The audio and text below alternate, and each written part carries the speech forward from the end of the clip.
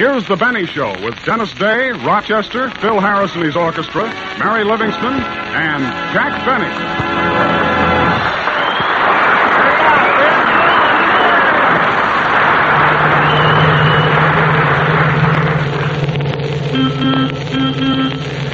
And now, ladies and gentlemen, continuing our sightseeing tour through the courtesy of the Chamber of Commerce, I would like to call your attention to that beautiful house on the right. It is the home of that very fine actor, Lionel Barrymore. Lionel Barrymore? Yes, ma'am, and on the left is the residence of that famous movie star, Gary Cooper. Oh, boy, Gary Cooper. I could sure go for him. Remember, Poopsie, we're on our honeymoon. And now, turning the corner, we come to another beautiful street. Say, Rudy, isn't this an interesting tour? Yeah, Poopsie, it's nice of the Chamber of Commerce to furnish these free trips. It sure is. Well, we want you to like our town. And now, ladies and gentlemen, that white Spanish house with the red tile roof is the home of that glamorous actress, Hedy Lamarr. Did you notice, Poopsie? I didn't say I know you didn't, sweetheart. You're mine. All mine. Yeah. I keep saying to myself, what has Hedy Lamarr got that you haven't got? And all the time I know.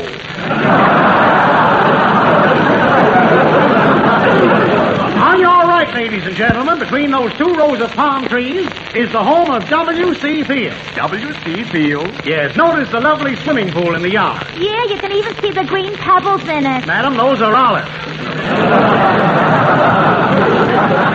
And now, folks, if you will look to the right, you will see Claudette Colbert's house. Next to it is Spencer Tracy's residence. And here on the left is the home of Jack Benny. This is where I get off, driver.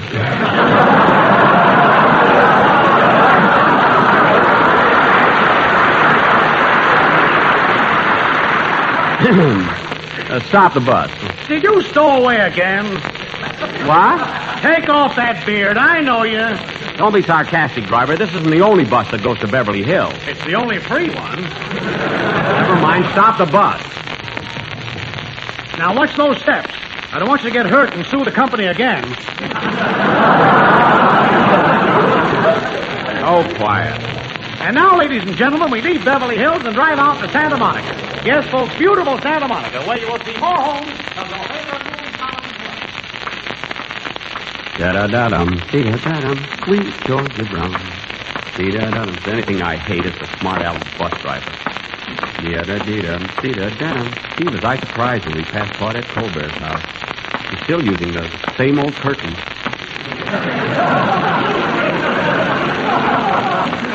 Dee-da-da-dee-dum. I wonder what Paramount's paying her now. Oh, well. Hello, Rochester. Hello, boys. You're late. Yeah. That bus must have gone to Santa Monica first today. No. We came right to Beverly Hills. Any mail, Rochester? No, but Miss Louella Parsons called.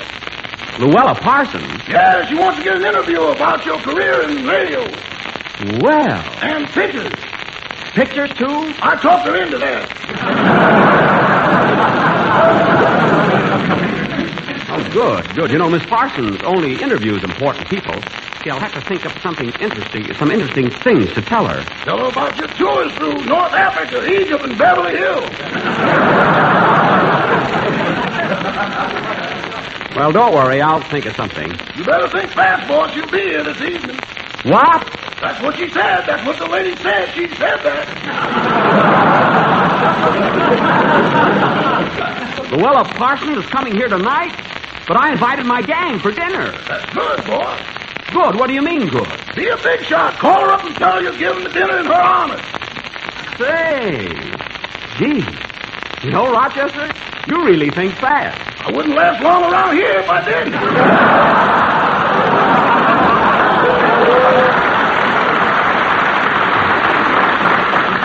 Well, look, you go in the kitchen and get things started, and I'll get Miss Parsons on the phone.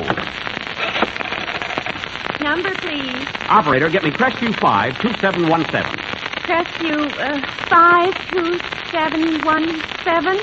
Yes, Crestview 52717. 271. Let me see. What's the matter, operator? I'm new here. What? I haven't had any experience. Well, for heaven's sake, don't pass up this opportunity.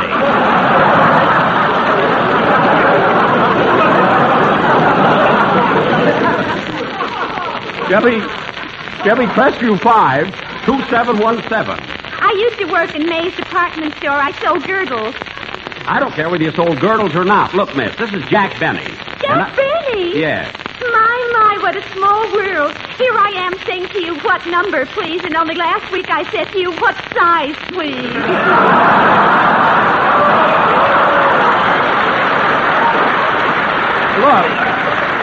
Look, you're a telephone operator now, so will you please... My girlfriend is selling those girdles now. Look, I'm not interested in girdles. They have a new model called Fatty's Secret. That came out over 5 weeks. I don't know anything. I don't know anything about Fatty's Secret. Now, will you please get me my... Come in! Operator, try and get that number and call me back. Hello, Mary. Hello, Jack. The gang get here yet? Not yet, but guess what? Louella Parsons is coming over tonight to interview me.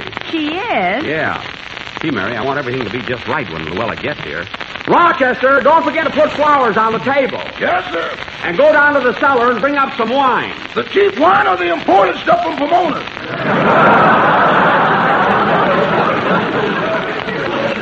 The imported wine, of course. See, imagine Louella Parsons coming to interview me. In fact, I hope everything goes along all right. I hope you get the right impression. Oh, Jack. I hope I know what to tell her. Oh, Rochester! Uh-huh. Don't forget to put flowers on the table. I'm putting them. Gosh, imagine an interview. Well, all right, so she's coming over to get an interview. What are you so nervous about? I'm not nervous. And stop running your fingers through your hair. Put it on and relax.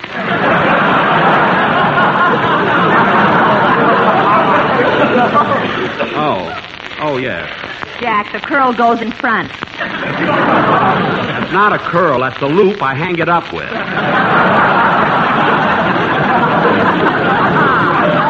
After all, there's nothing wrong with being neat. That loop is supposed to be in back. Well, tuck it in. You look like Fu Manchu. There's no time for jokes. Now, let's see. When the gang gets here, I want them to be sure. Oh, I just thought of something. Rochester! Uh-huh. Put some flowers on the table. Boss, what are you going to do with Miss Parsons' feet in a barrier? Don't be so smart and do what I tell you. Now, Mary, come on out in the kitchen and help me get things ready, will you?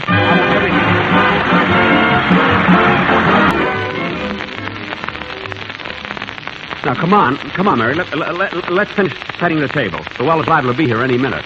Oh, Rochester! I'm putting them.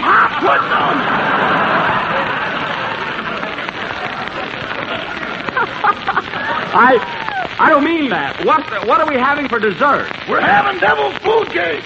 Good. Now, Jack, remember, when Louella comes in, compliment her. Tell her how nice she looks and that she's much thinner than you thought she was. Women like to hear that. Yeah, I know. Hey, boss, you know that devil's food cake? Yes? Even the devil would need it now.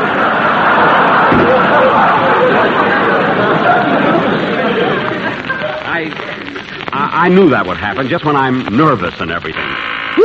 That must be Louella now. All right, Jack, don't get so excited. I won't. And when he answers the door, be gracious. I will. I'll even bow as she comes in. I'm coming.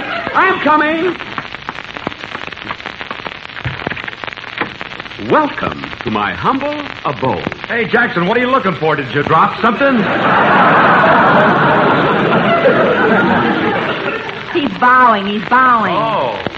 Oh, Phil, I thought it was somebody else. hiya, Jackson. Hello, Mary. Hello, Phil. Are we in time to eat? Pretty soon, Don. Hello, everybody. Hello, Dennis. Come on in, fellas. Come on in. am I hungry. Yeah. Oh, say, fellas, have I got a surprise for you? You know, we're having Louella Parsons for dinner. You promised us roast beef.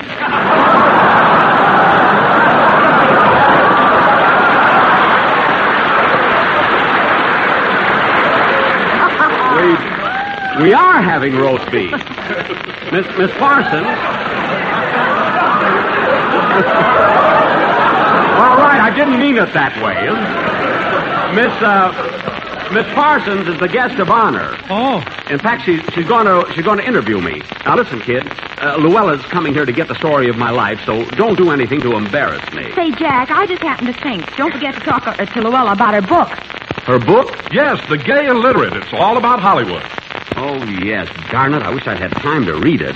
Did you read it, Don? I just started it. Oh, gosh, I wish... Say, Phil, did you read it? Not me. I don't want to clutter up my mind with a lot of outside stuff until after Flat Top gets a chair.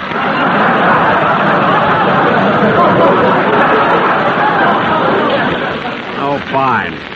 I should have known better than to ask you. You never read a book in your life. What are you talking about? I just finished Jimmy Starr's book, The Corpse Came Cod. That's The Corpse Came C.O.D. All right, C.O.D. What does that spell, herring?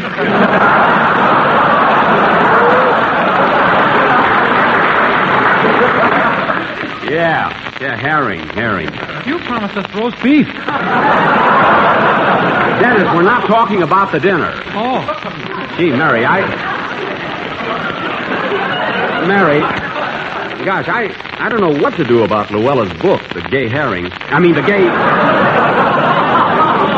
Gay Illiterate. Well, she probably won't mention it, but if she does, we'll change the subject. Okay. Now, remember, fellas, that's her now. Now, don't forget, Jack. Tell her how wonderful and slim she looks. Yeah, I will. Coming!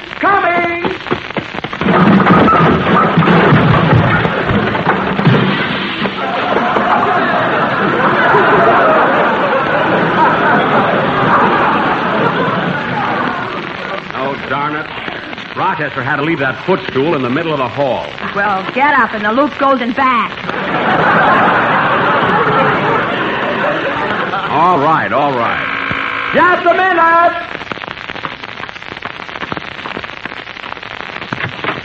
Welcome to my humble... Oh, hello. Hello. Remember me? I'm Herman Peabody.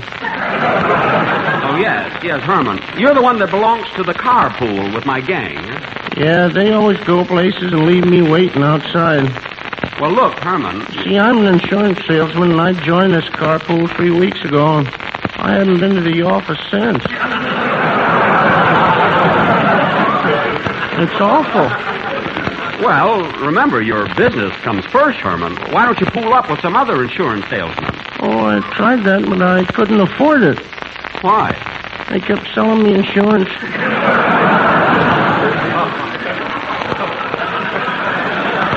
Oh. You wouldn't think it to look at me, but I'm worth $8 million dead. Gee. Every morning when I wake up, my wife gets so mad.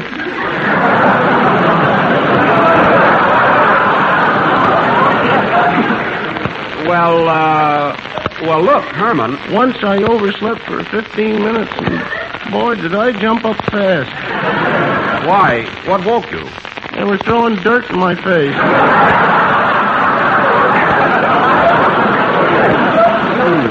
Well, look, Herman. Hey, Jackson, don't keep her out there. Bring her in. It's not Louella. It's Herman Peabody. Oh. Come on in, Herman. Yes, Herman. Come on in. I'm expecting a guest for dinner, but it'll be all right for you to stay. Oh, thank you. You're sweet. Well, I try to be.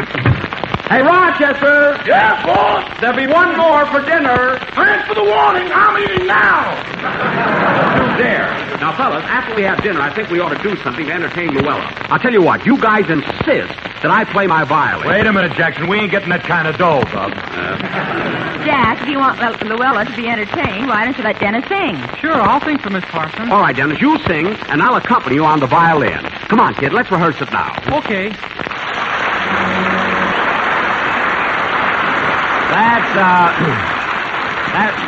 That's well, Dennis. That's a beautiful number. Be sure and sing that for Miss Parsons after dinner. Yeah, then maybe she'll write about me in her newspaper column. That's right, she might.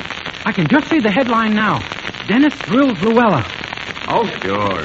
If my girl sees that, she'll slap my face. Dennis, you won't be in the headline. She'll forget about it. Gee, I wish Louella would get here. Me too. I'm hungry. Say, Jack, I just thought of something else. What? You better have your camel locked in the garage or Louella won't be able to stand it. You want to hear something, Mary? I don't even know where my camel is. It disappeared this morning, and I sent... Phil, where are you going? Out in the kitchen. If that roast beef's got humps on it, I'm leaving.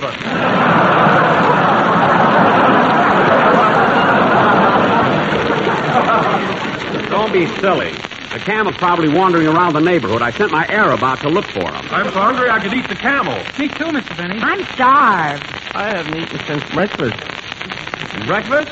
Well, that isn't so bad, Herman. That was before I joined the carpool 3 weeks ago. Anyway, we're going to eat pretty soon, and you'll have a nice... Whoop! That must be Louella now. I'll go to the door. Now, remember, fellas, act nice and no monkey business. Phil, straighten your tie. Dennis, smile when she comes in. Jack, don't be so nervous. I'm not nervous. Whoop! I'm coming! I'm coming! Oh, Jack, don't forget to tell her that she's much thinner than you thought she was. I won't forget. Whoop! Coming! Coming! Well, Louella Parsons, what a surprise! Hello, Jack.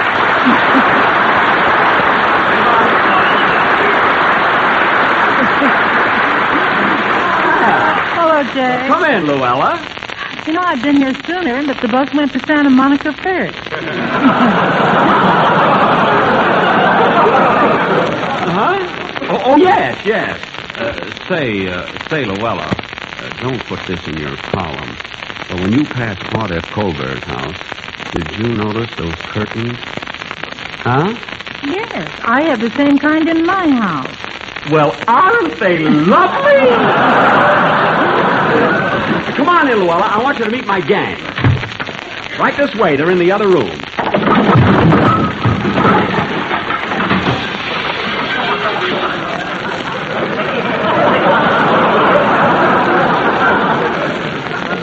Oh, darn that footstool. Well, don't stand there. Pick me up.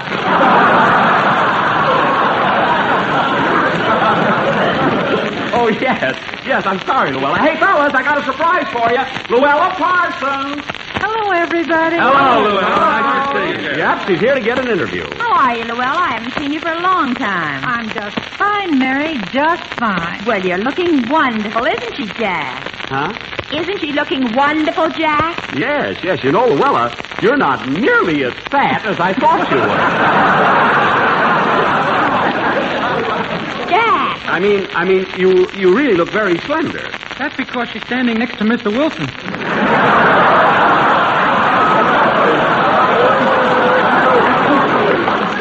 Dennis, behave yourself. Oh, that's all right, Jack. I know I look pretty well now, and so do you. Yes, we do. Thanks to Fatty's secret. You know where the body's buried, Louella.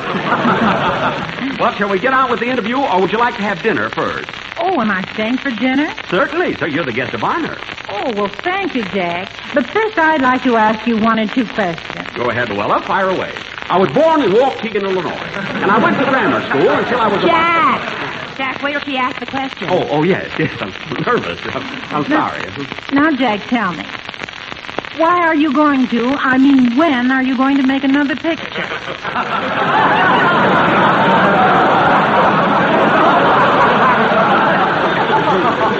Well, Louella, right now, I'm making a picture called The Horn Blows at Midnight at Warner Brothers with Alexis Smith, produced by Mark Hellinger and directed by Raoul Walsh. Gee, what a long title. Dennis, be quiet. Now, Jack, how long have you been in radio? Radio? Well, about 13 years. And of those 13 years, how long would you say you've been a star? Well, I don't know. I'd say 7 years. 7 years, uh-huh. And how long has Rochester been with you? 7 years. That's right. He's a wonderful butler. You know? Yeah, he's pretty good on the radio, too. Yes. Once in a while, I let him take a line when I'm short an actor. Anything else you want to know, Louella? Yeah, when do we eat? Oh, I'm sorry. I almost forgot about dinner. I didn't. Well, come on in the dining room, Louella, and while we're eating, you can ask me some more questions. Come on, everybody. Don, you take Louella in. Come on, fellas. Mary, you sit by me. Here's my arm, Louella. Thank you, Don. Oh, say, Louella, I want to ask you something. What is it, Don? About that girdle called Fatty's Secret. Does it come in king size? Huh? Don, what do you think I'm wearing, the junior miss? Well, here we are. Everybody sit down. Yes, sir. Gee, the food looks good. Sit right here, Louella. Let me fill up your plate. Some roast beef, some green peas, some mashed potatoes. Thank you. I just love mashed potatoes. Sure. Say, Jack, I wrote a book called The Gay Illiterate. Did you, Here, read Louella, my... have some more mashed potatoes. They're delicious, you know? Oh, thank you, Jack. Did you read my... Here, Louella, have some more mashed potatoes. Thanks, Mary. Now, as I was saying, I wrote a book called Here, Louella, Have Some More Mashed Potatoes.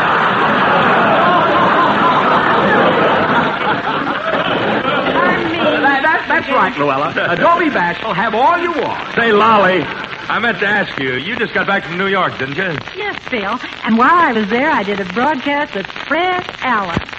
Louella, please, we're at the table.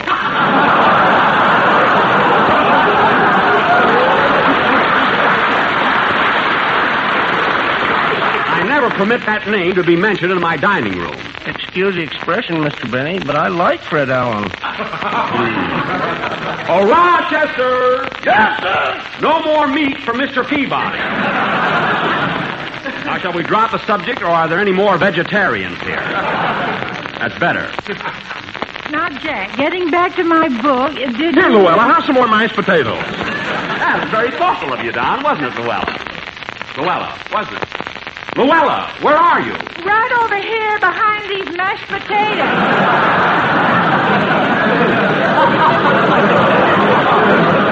Well, dig a hole in the middle so I can see it. There, that's better. Better. I'm so nervous when I have, you know. Now, Louella, rather than just having you ask me a lot of questions, I'll give you a brief story of my life. All right, Jack, go ahead. Now, I was born in Waukegan, Illinois in 1905. After graduating from grammar school in Waukegan, I went to high school, where I first took an interest in music. Later, I went to Chicago, where I studied the violin under Hugo Korchak at the Chicago Conservatory of Music. After 4 years of intensive study... Shut up!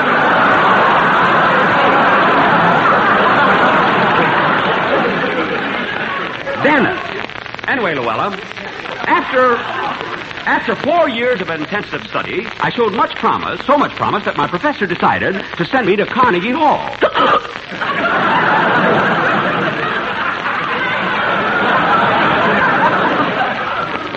I haven't eaten in 3 weeks, you know. That's all right. Well, anyway, Louella, I arrived in New York in June, a stranger in the city. The Jack Benny Program with Mary Livingston, Phil Harris, Rochester, and yours truly, Don Wilson. Ladies and gentlemen, today is Easter Sunday. So let's turn back the clock one day and take you to Jack Benny's home in Beverly Hills, where we find Jack trying to decide on what clothes to wear in the Easter parade. Mary is helping him.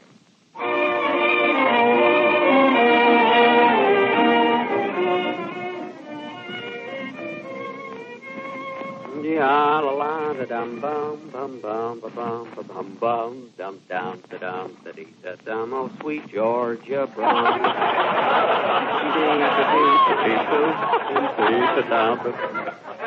Gosh, Mary, I don't know what to wear tomorrow. My gray suit is at the cleaners. Well, what about the green suit you wore yesterday? That's my gray suit. That's why it's at the cleaners.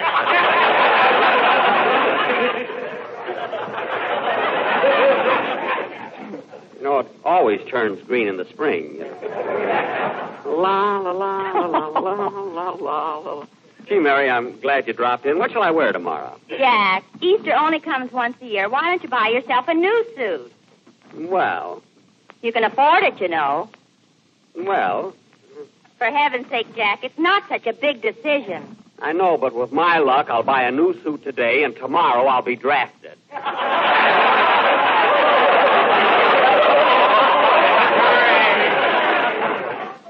Well, now I've heard everything. You drafted? Yes, me. Jack, they stopped drafting beer, and that had a better body than you have.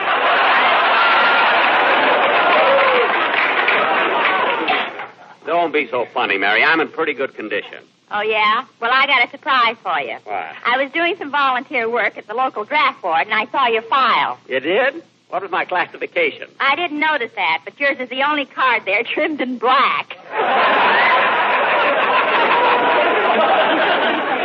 Mary. All the other cards are written. Yours is engraved. Mary. And in the corner it says, keep off the grass. Now cut that out. If you want to help me pick out a suit to wear, all right. If not, you can... There's someone at the door. Yes? Pardon me, are you the owner of this house? Yes, why? You better fix that broken cement on your sidewalk. What? I was just walking by here with my wife, and she tripped and fell. Oh, that's terrible. Worse than that, it could have been me.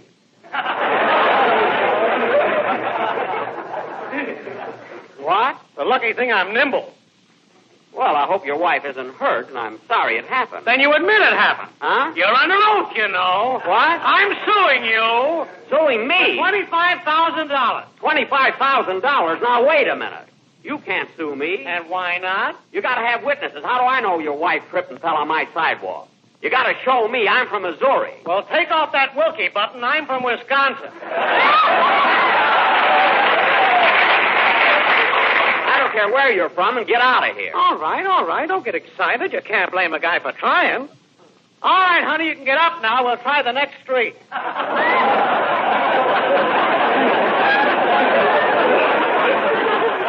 Are you cheap, Chiseler? Go on, beat it. Imagine that guy coming here to sue me because of that hole in my sidewalk. Well, that's what you get for neglecting things. That walk has been broken a long time. I know it, Mary. I bought some cement a couple of months ago, but I never got around to fixing it. Well, you better get it done before something really happens. I guess you're right. Oh, Rochester! Rochester! Just a minute, boss. I'm busy. What are you doing? Coloring some East eggs. Oh, that's good. Did you boil them first? No, boss, I fried them. Fried them? Then what are you coloring them with? Ketchup.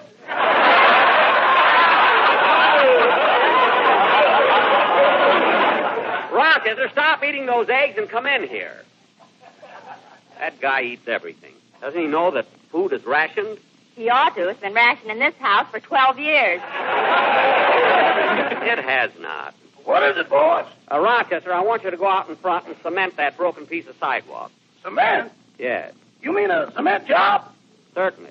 Boss, when you hired me for your butler, I read the contract very carefully.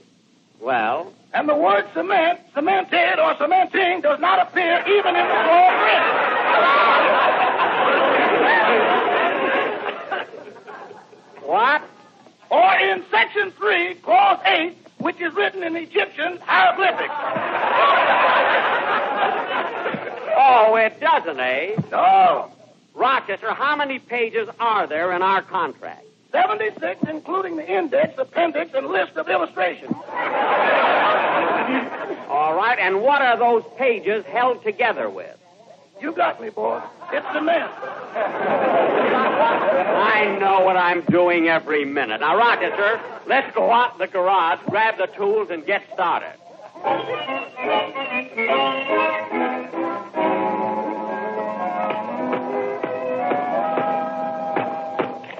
Oh, boy, my arm. Breaking out these old pieces is hard work. Rochester, have you got the cement mixed yet? Yes, sir. Doggone it, boss. You sure are perspiring. Yeah. This is hard work. I haven't seen you sweat like that since you were on information, please.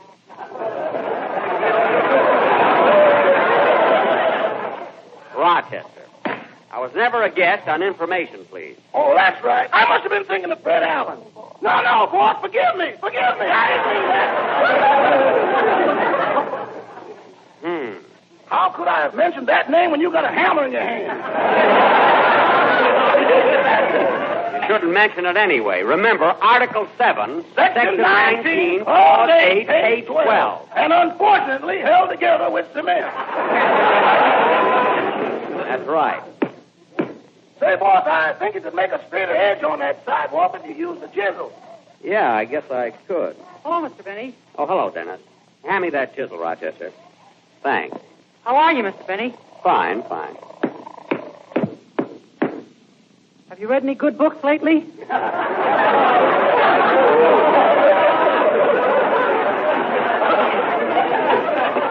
No. Rochester, keep mixing that cement so it won't settle. Okay, boss. What are you doing? What am I doing? What do you think I'm doing? Planting a victory garden? Look, Dennis, why in the world would I plant a victory garden on a cement sidewalk? So you won't have to tear up your lawn. Look, kid, there was a hole here and a lady tripped and fell in it, so I'm trying to fix it. Oh. Now, don't bother me. I'm busy. Okay. Say, Mr. Benny. Not now, Dennis. Mr. Benny. Dennis, please. But, Mr. Benny. For goodness sake, Dennis, what is it? You've got the chisel on my foot.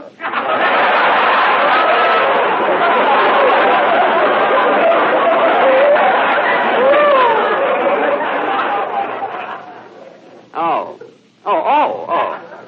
Did I hurt you, kid? No, it went between my toes. Well, I'm glad it didn't hurt you. Now, Dennis, will you please do me a favor and go in the house and talk to Miss Livingston? We got to finish this job. Okay, I'll go in and rehearse my song for tomorrow's broadcast. Good. There, Rochester, the space is all cleared out now. Will you pour the cement in? Okay. Good. Now smooth it over with the trowel. Boy, this is really work. Rochester, what's so funny? Both of us playing in the mud here, we look like Topsy and Eva. Yeah, we do at that. Hey, Jack. What is it, Mary? Dennis going to rehearse his song for tomorrow. Do you want to hear it? Yeah, leave the window open. Okay. Now, Rochester, you smooth that corner over near you, and I'll level this part over here. Well, I'm nearly through, Rochester. How does the cement job look? Boss, you're wonderful. That's the best thing I've ever seen. Yes, sir. And they gave Paul Lucas the Academy Award. It'll look even better, Rochester, when I give it the finishing touches. Say, here comes Mr. Harris and Mr. Wilson. Where? Oh, hello, fellas. Hello, Jack. Hey, Jackson, what'd you lose? I didn't lose anything. I'm cementing the sidewalk. Oh, well, it's about time. The other night I passed by here and stubbed my knee.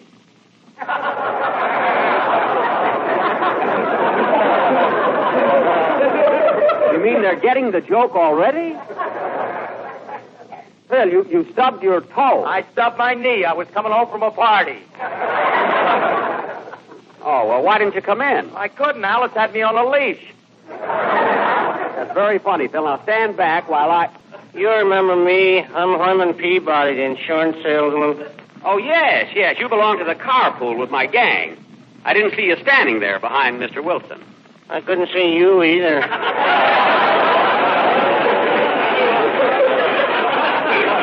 Well, that I understand, Herman.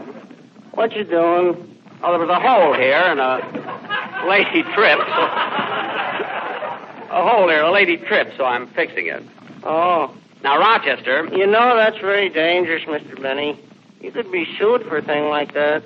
Yes, Herman, I know. We have a very liberal insurance. It only costs $10 a year, and if you trip and fall, you collect $1 million. $1 million? Herman, you mean I'd collect $1 million if I tripped and fell? That's right.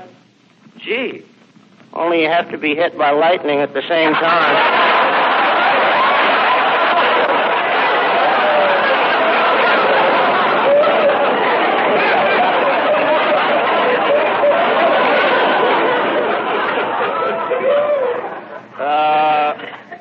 Hit by lightning? On Tuesday at 3:30.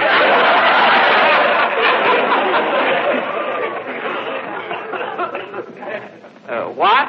Boulevard watch time. Oh, fine.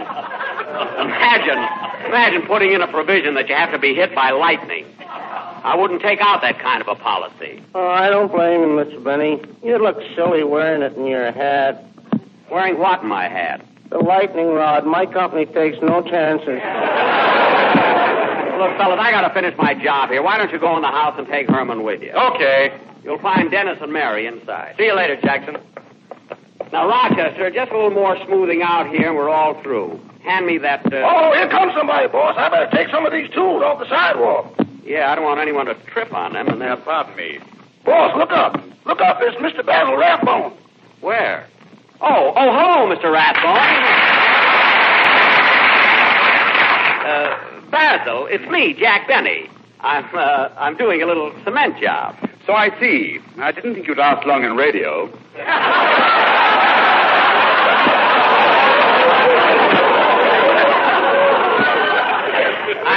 only cementing the sidewalk because it's an emergency. That's all. That's right, Mr. Billy. Still on the radio. Oh, some soap program? No, food. Breakfast food. I see. Well fed but dirty. Just a minute. Did you say I'm dirty? That's what he said. That's what the man said. He said that. Rochester, please. I guess, Mr. Rathbone, you just said that because right now my clothes are covered with cement.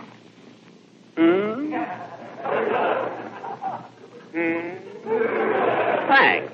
I bet you're surprised that I'm capable of fixing a sidewalk like this. Oh, no, not at all. I've seen you in pictures, and I realize you must be able to do something. Well, look, Mr. Rathbone, I followed your career for years, and if I remember correctly, you've never won an Academy Award. Have you? No, but nobody sees my pictures. What's your excuse?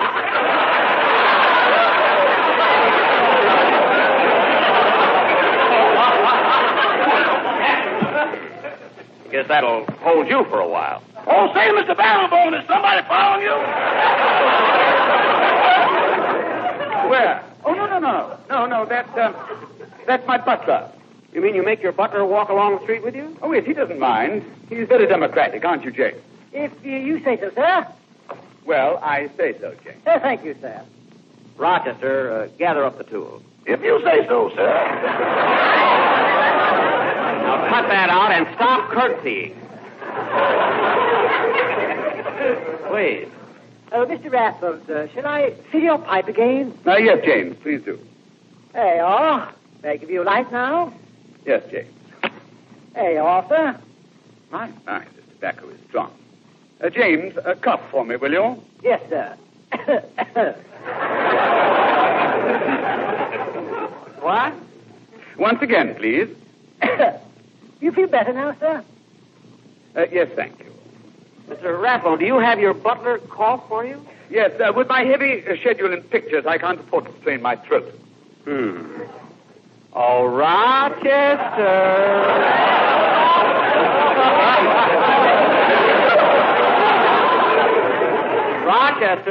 I know, boss. I'm going to catch a cold so I can practice. Good, I'll audition you later. Not a bad idea. Oh, James. Yes, master. I think we've dallied long enough with this dilly. Let's bounce along, shall we? If you say so, sir. Toodaloo. How do you like a guy like that?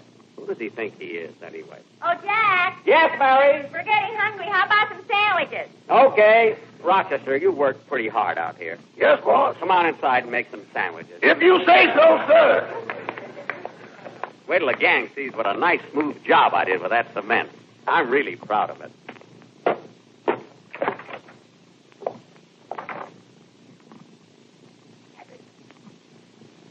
House yet? Yes, master. And if I may say so, you have a funny gleam in your eye. What's up, sir? That wet cement on the sidewalk. I can't resist it, Jay. For years, I've wanted my footprints in cement at Grauman's Chinese Theater, but I've never had the chance. I've been ashamed of it, too, sir. But now, Jack Benny, unknowingly, has given me the opportunity to put my feet in cement. Yes, sir. Just look at it. So fresh and nice and soft. Here, James, hold my shoe. Yes, sir. And wait a minute. Here are my socks. Yes, sir. You'd better let me hold your arch supports, too.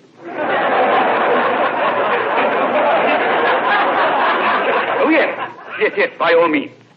Now to put my feet firmly in this wet cement.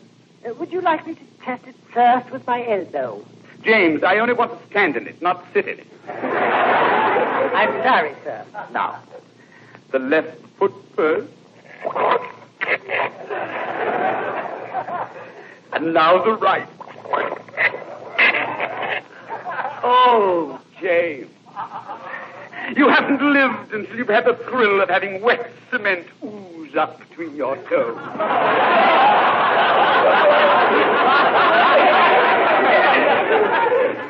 If you don't mind, sir, I'll stick to my blue jay.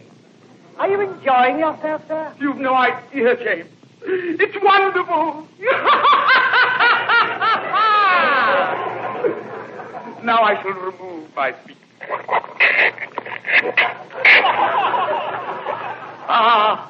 Just look at those beautiful footprints. Come on outside, kids. I want you to see it. Oh, Master, I think they're coming back. Let's run. Yes, Jane, hurry. I'll show you the best cement job you've ever seen. I'm really proud of it. Oh, pulling your chest is almost out to your stomach. Well, what if it is? I don't blame you for being proud, Jack. You worked hard on it. Well, there she is, kids.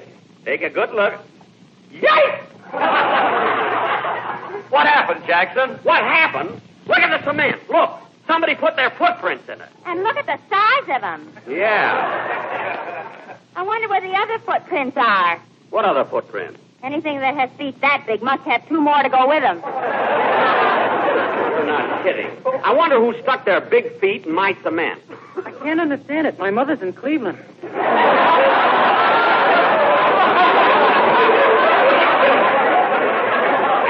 is the dirtiest trick that has ever been played on me. Who could have done it? Why, there wasn't anybody around when... Hey, wait a minute. What's the matter, Jack? Basil Rathbone.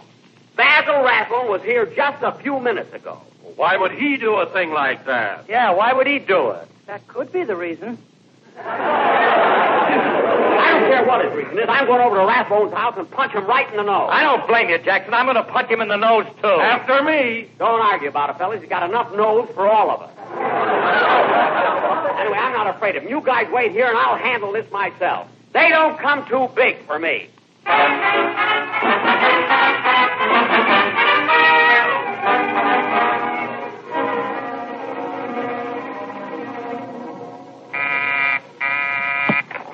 Yes? Tell Mr. Rathbone I want to see him. You remember me. Oh, yes. Yes, you're a cement worker. I'm Jack Benny, the movie star. If you say so, sir.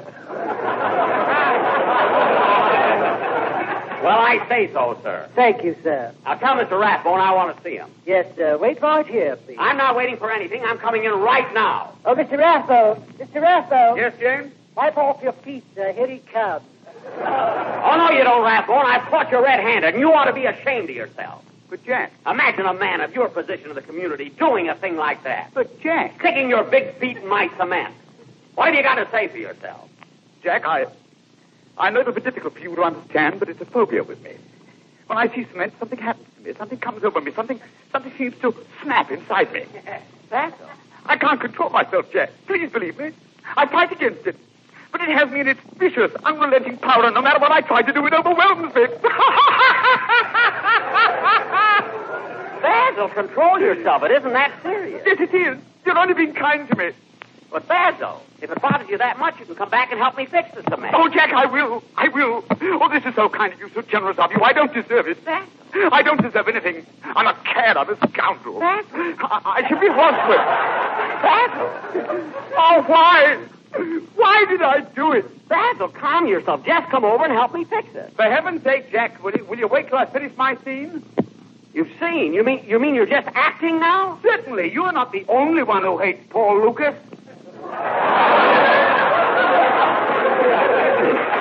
Basil, you too? Yes, pal. Well, what do you know? Come here, chum. I want to talk to you. Imagine giving Lucas the Academy Award for one. Well, to Betty Davis. You said it.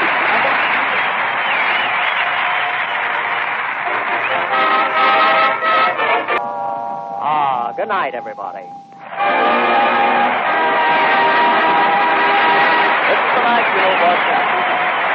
Hey, Don. Yes, Jack. How long before we're on the air? About 8 seconds. That long? Gee, I can't wait till I pull that first joke. Oh, brother, it'll kill him. But, Jack, it's such an awful... Don, never mind. There's the signal. The Grape Nuts and Grape Nuts Flakes program, coming to you from the Army Air Force's pilot school at Stockton, California. And starring Jack Benny with Mary Livingston, Phil Harris, Dennis Day, Rochester, and yours truly, Don Wilson. Oh, boy, I can't wait. And now, ladies and gentlemen, from the Army Air Force pilot school at Stockton, California, we bring you... Don, never mind the introduction. I want to get to that first joke. And here he is, Jack Benny. Thank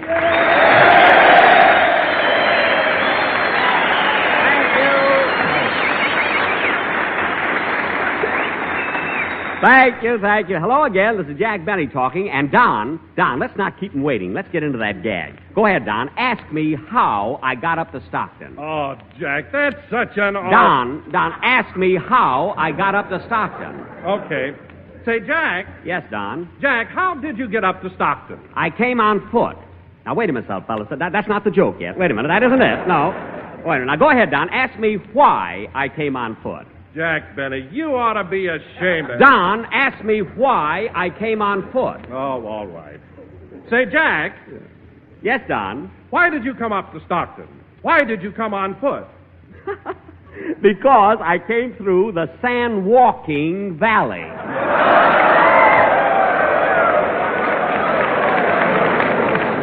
Get it, fellas? Get it? Sand-walking on foot? Walking? It's a little subtle, you know, but it's, no, really, but it's clever. Huh? Jack, maybe I don't know much about comedy, but if that's a clever joke, I'll eat the buttons off your shirt. I'm sorry, Don, but the laundry beat you to it. And don't tell me what's clever or funny, because... Oh, hello, Mary. Hello, Jack. Hi, fellas.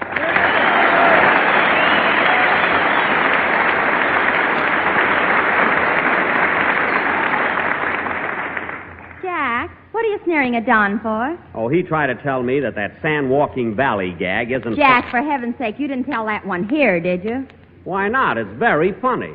If that joke is funny, I'll... You're too late. The laundry beat you to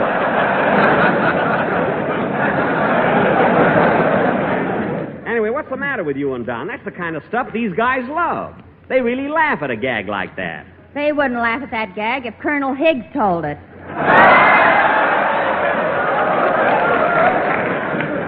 Oh, yeah? Well, Colonel Higgs told it to me.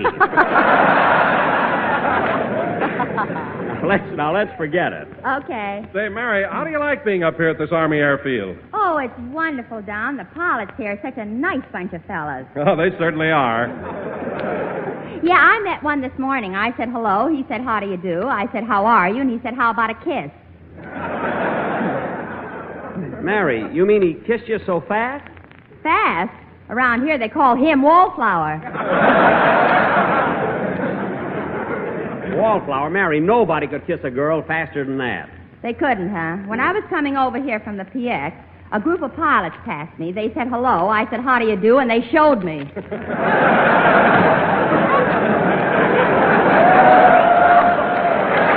Mary.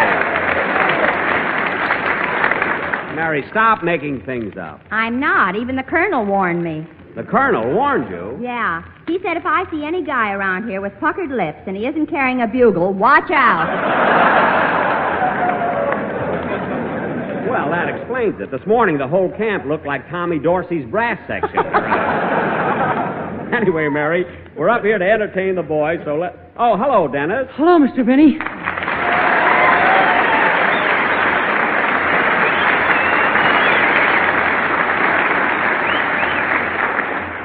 Dennis, what are you so excited about? I just asked a pilot how high they fly around here, so he took me up to show me.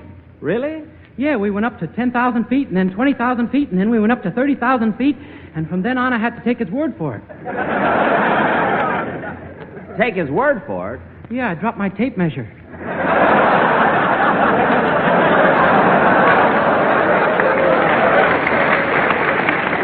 Well, that's logical. Well, now that you're here, Dennis, how about a song? Okay, but first, Mr. Benny, ask me how I came up to Stockton. What? Ask me how I came up to Stockton. Dennis, I'm not... Jack, you did it. Give him a chance. Oh, okay. All right, Dennis. How did you come up to Stockton? By bus.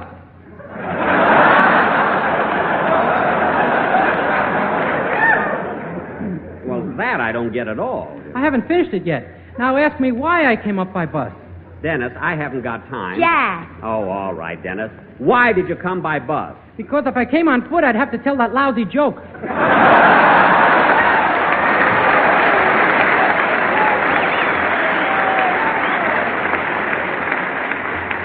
That's not a lousy joke, and go ahead and sing. Okay. I never met a kid like that. No sense of humor at all. I've never...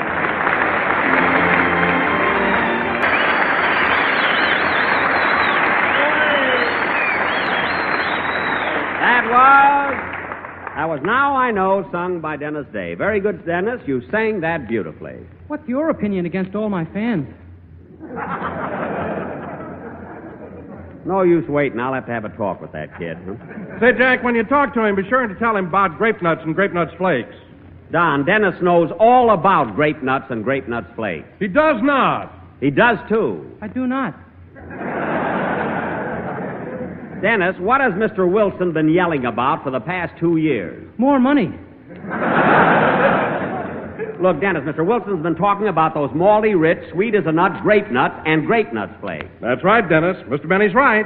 You're just siding in with him because you want more money. Well, now I've heard everything. No, Dennis, I don't want more money.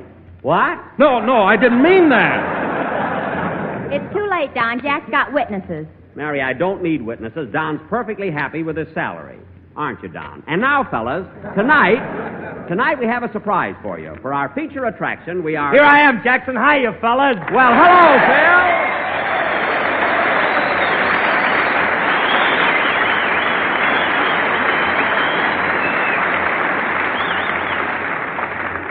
Phil. Well, where were you, Phil? I was outside. Am I too late to save this show?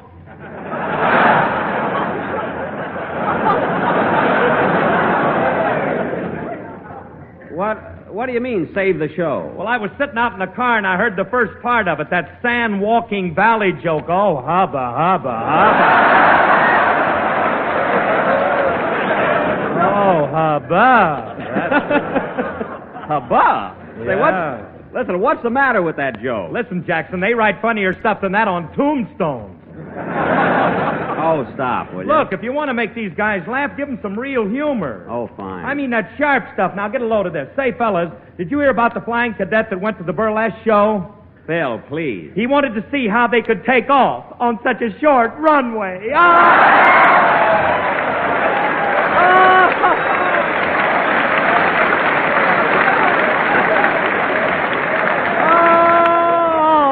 Harris, you're so lovely and you're not even trying.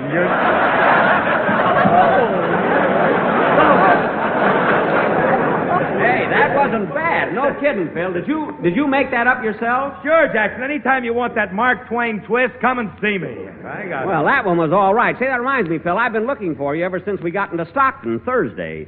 Where are you living? I got a table at Mattioni's.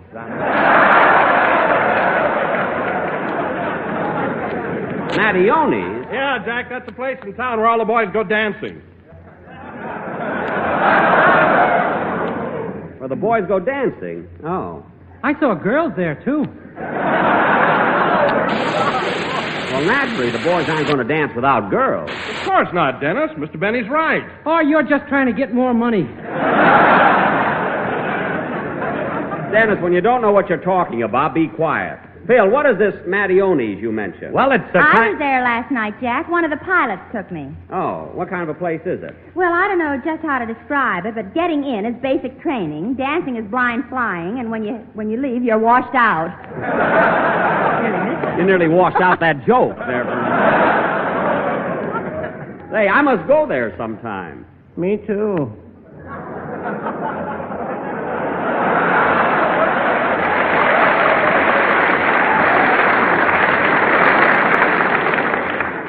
Huh? What? Remember me? I'm Herman Peabody, insurance salesman.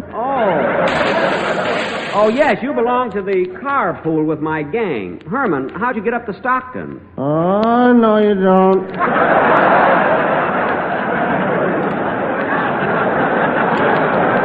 What? You're not going to force me into that joke. I didn't mean that, but you're an insurance salesman. You only belong to the carpool with my gang. I mean, when they started off for Stockton, why didn't you get out of the car? Oh, I couldn't do that. You got a lot of nerve taking advantage of Herman like this. I want you to give him back his car and apologize to him. Okay. I'm sorry, Herman. Dennis, give him his car keys. Here you are, Mr. Peabody. And here, Herman, here are your gas coupons. There you are, Herman. This is awful. What's the matter now? You got your gas coupons, you got your keys, and you've got your car. I don't know how to drive. Well, now I'm all confused. Herman, if you don't know how to... Answer that, will you, Mary? Okay. Hello? Oh, hello, Miss Livingston. This is Rochester.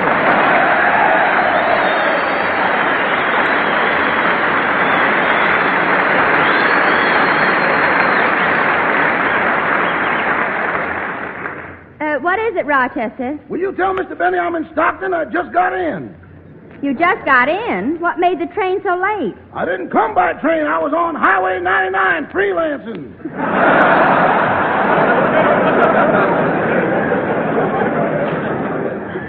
You mean you hitchhiked? Yes, ma'am. Why? Well, instead of a train ticket, Mr. Benny gave me a road map. And a short talk on the generosity of the American motorists.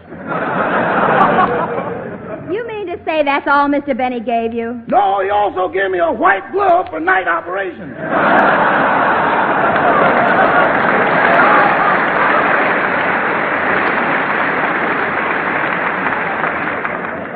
Well, that's the worst. Who is it, Mary? Rochester. He just made Stockton the hard way. Oh, let me talk to him. Hello, Rochester. Hello, boss. I made pretty good time, and you were right. I was right about what? That if you lie down in the middle of the highway, 9 out of 10 cars will stop. Oh, that? Why, sure. But when the 10th car comes along, it pays to be nimble. Oh, well, look, Rochester, where are you now? I'm in your room at the hotel. Good. Be sure and hang up all my clothes so the wrinkles will get out of them. Okay. Do you want me to press your pearl gray suit? I left that in Beverly Hills. My pearl gray suit isn't here. Oh, yes, it is. I didn't come up here in my underwear. Rochester, why did you wear my suit up here? Well, mine's at the cleaners, and the man wouldn't give them to me on account of my unpaid balance, which is overdue from 42. You mean he won't let you have your suit because you owe him some money? That's what he said. That's what the man said. He said that. Well, Rochester, get everything straightened up there at the hotel, and I'll see you after the broadcast. Okay, goodbye. Goodbye. I like to go someplace just once and have everything go right. I've never seen...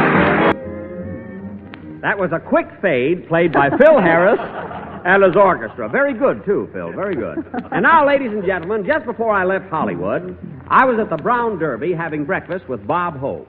And as it started to get dark outside, Bob said to me... As it started to get dark outside, I thought you were having breakfast. We were, but until that guy picks up a check. Really. Oh, brother. Well, anyway, when I told Hope we were going to play the Army Airfield at Stockton, he told me to be sure and say hello to his brother, Sergeant George Hope, who is stationed here. I told him I would, and not only that, I've asked him to come up here and say hello. And here he is, Bob Hope's brother, Sergeant George Hope. Hello, everybody.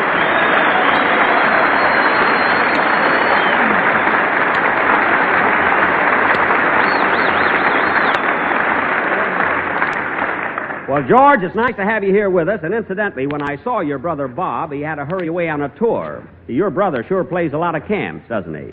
Yeah, in fact, I enlisted in the Army so I'd get to see him. Well, tell me, George, are there just you and Bob in the family? Oh, no, there's 7 brothers, Jack. There's Bob, Jack, Ivor, Fred, Sid, Jim, and me. 7 boys, huh? Not even one sister? Oh, sure, one. What's her name? Poor Miriam.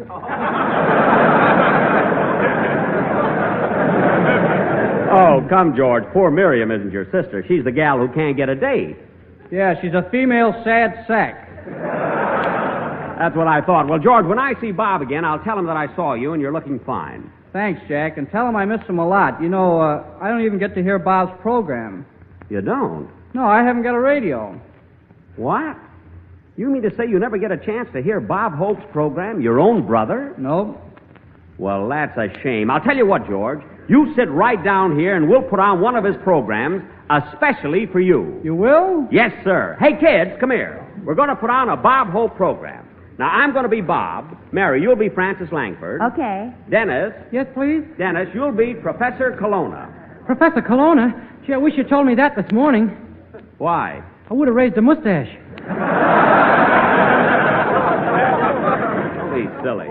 Now, it so happens that we have no girl to play the part of Vera Vague.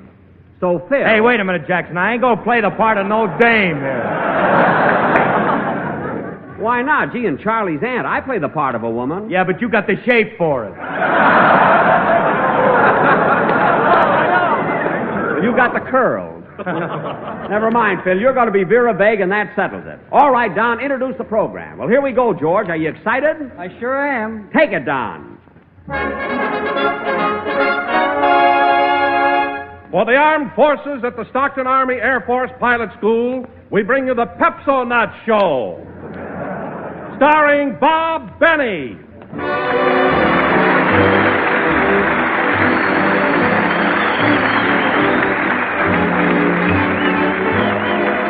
Oh, thank you so much.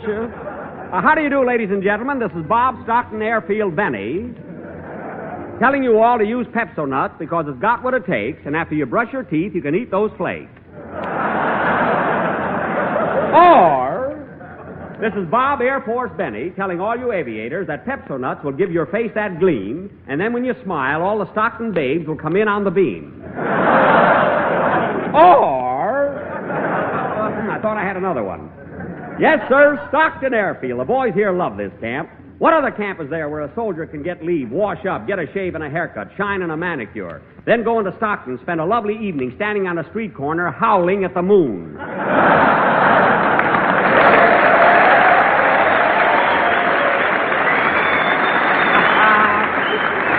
Thank you, fellow howlers. And here comes Francis Livingstone. Here's Francis.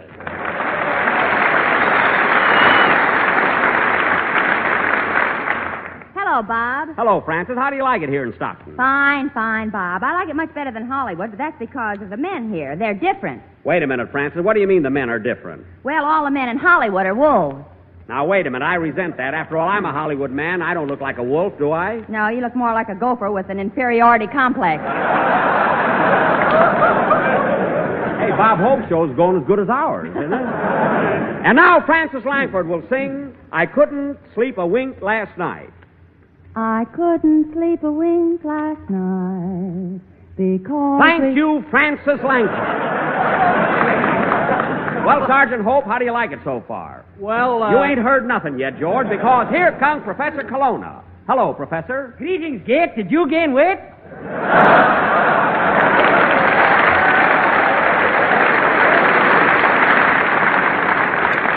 Tell me, Colonna, are you enjoying yourself here at camp? Ah, yes, but I really came to visit my brother. And now, much to my surprise, I found that my brother was washed out.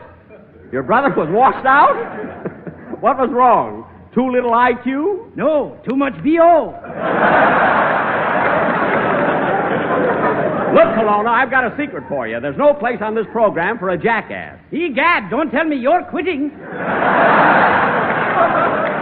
Never mind that, Brush Mush. Suppose you sing a song for us. Ah, yes. Music, please.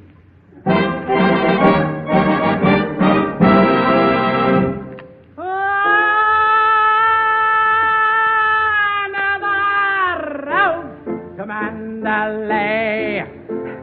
Rough road, wasn't it? And the dawn comes up like thunder. Pardon me. Out of a China cross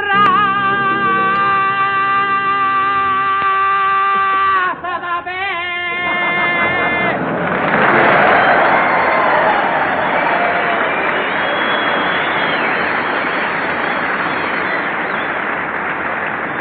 Well, that's very good, Colonel. Colonna. And now I've got a job for you. Remember the big surprise we planned for the soldiers here? The big surprise we planned for the soldiers here? Ah, yes. We're supposed to act out a play. Colonna, you fool. That was supposed to be a secret. You let the cat out of the bag. Sir, you're speaking of the woman I love.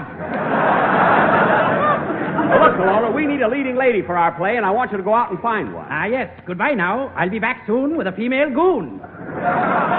Hey, George.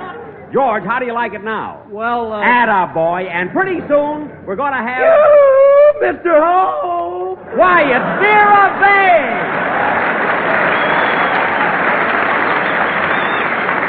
Vera Bay! Mr. Hope, it's me in the flesh. Well, it's a shame they gave you such a sloppy fitting. You look like an Antica from Manteca. Oh, you dear boy. Bless your little heart. Yes. You must have come over sometime, and I'll open up a gas jet. Now you're cooking. Say, I wonder what's taking Colonna so long. Hello? Hello, Hope. Speaking. Hello, speaking. Put Hope on.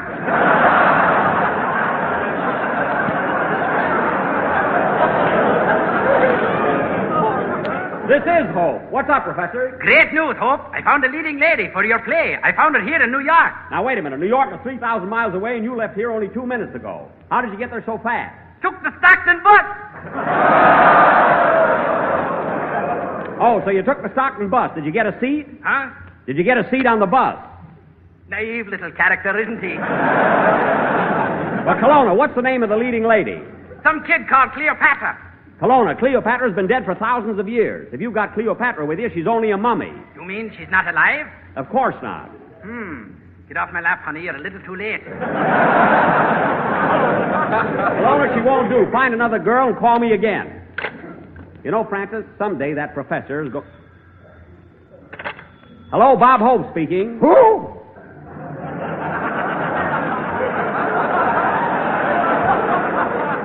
Bob Hope. Who? Bob Hope. Now, Mr. Benny, why don't we be satisfied with what we've got and just do the best we can?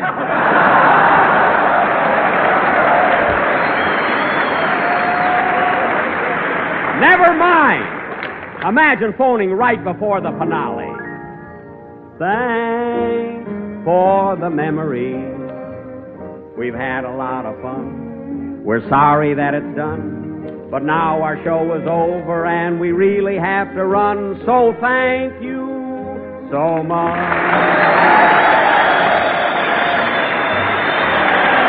Well, fellas, we've had a wonderful day here. I want to thank Colonel Higgs, Lieutenant Parnell, Lieutenant Harris, and Sergeant George Hope. Next Sunday night, we'll be broadcasting from Vancouver, British Columbia, for the opening of Canada's 6th War Loan Drive. Oh, Jack, Bob Hope must have heard the show. Here's a wire from him. Oh, well, read it to me. You don't read this kind of a wire. Just twist it around your neck. Oh, good night, everybody.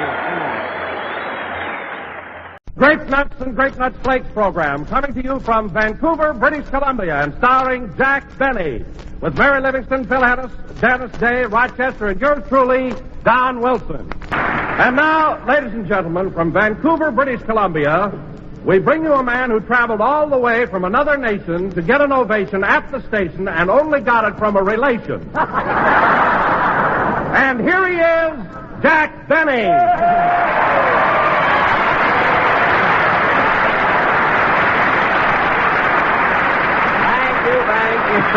Thank you. You mean Mary's relation, you know?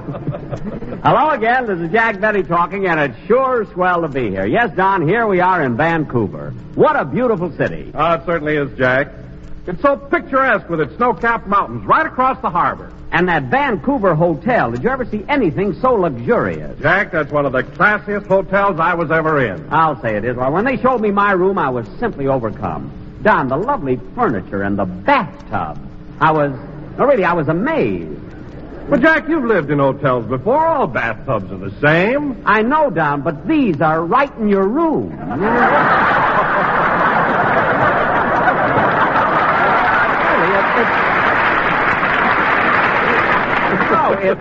It's very convenient, but you don't meet so many people that way. 3 times I walked out of my room with a towel over my shoulder. No kidding. Another thing, Jack, have you noticed how polite the people are here in Canada? Polite? Yes, Don, I have. Why, I even saw a war poster up here that said, "Please guard your speech, lest unknowingly you divulge vital information regarding military operations." Well, that's nothing, Don. We have the same thing in Los Angeles, only it's a little more condensed. It just says, "Shut up."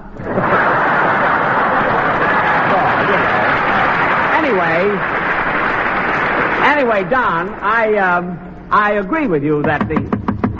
Come in.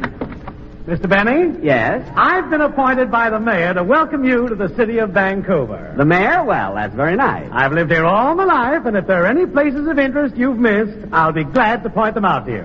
Well, let me see. I've been through Stanley Park, and then I... Stanley Park? Yes. Where's that?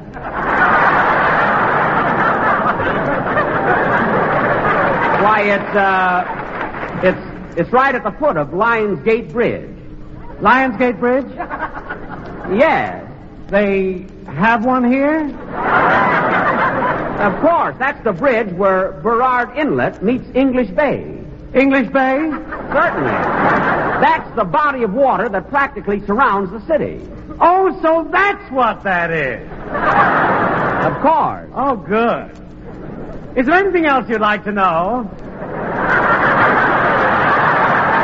Look, let me ask you something. Look, what did you come here for? I told you. I've been appointed by the mayor to give you a welcome. And here it is. A 1, a 2. Well, thank you very much. Thank you very, very much. Thank you very much. You're welcome. Goodbye now. Goodbye. Well, that was nice of them coming up here and playing that bagpipe, wasn't it, Don? Yes, but it's such a peculiar instrument. The way it squeaks. Don, you'd squeak, too, if somebody squeezed you around the middle. Anyway, it was well, hello, Mary. Hello, Jack. Hello, everybody.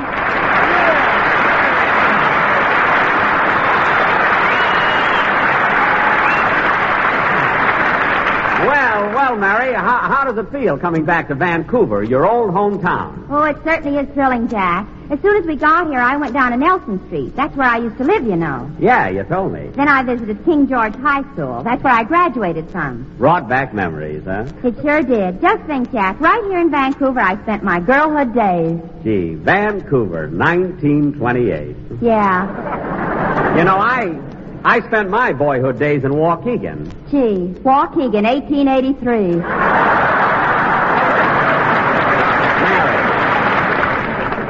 Mary, don't be so smart. In 1883, there were Indians in Waukegan. Anyway, Mary, I'll say one thing. When you lived here in Vancouver, you lived in a great city. In fact, when I arrived, I drank a toast to it. Water, of course. Why water, Jack? Well, Don, you see, in British Columbia, they have a ruling that visitors must wait 5 days before they're eligible to purchase any spiritus fermenti.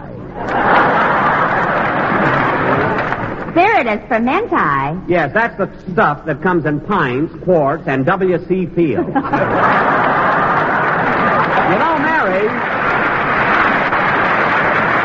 You know, Mary, being in Vancouver brings back memories to me, too. When I was in vaudeville, I played the Orpheum Theater many a time. Did you know that? Did I know that? Jack, every time you played here, didn't you notice a little girl in the third row in the aisle seat with long blonde pigtails and a pink ribbon in her hair? Well, I'll be darned. Was that you? No, that was my mother. Now, cut that out. You know, Mary, just because this is your hometown, you don't have to... Hiya, Jackson. Okay, Vancouver, you've waited long enough. Here I am.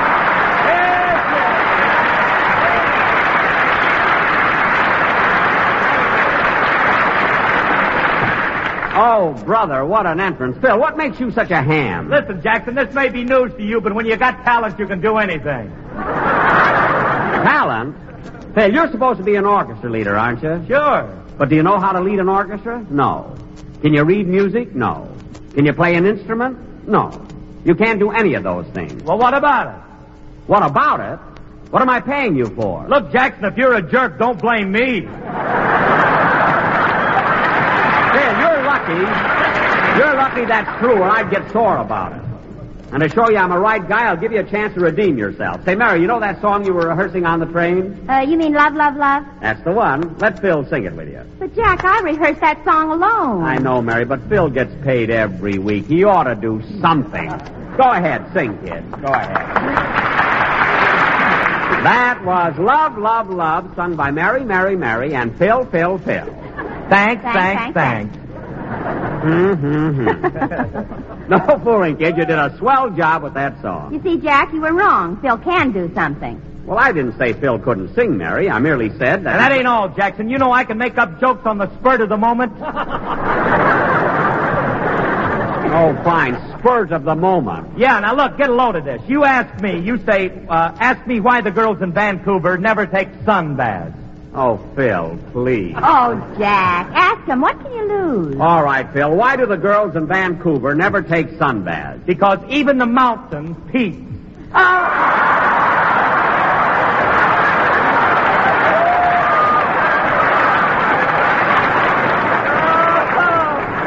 Oh, Harris, you are sharp, and your 5 days ain't even up yet.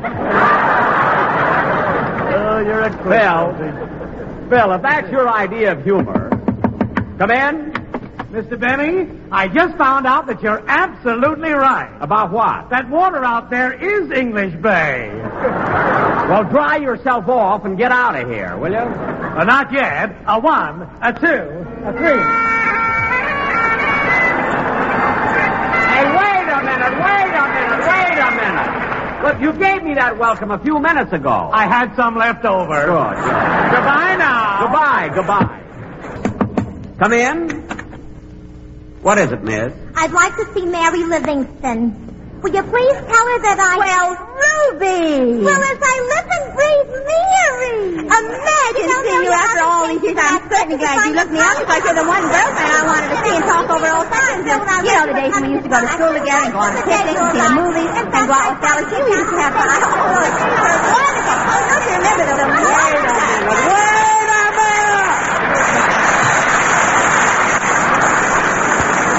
Wait a minute.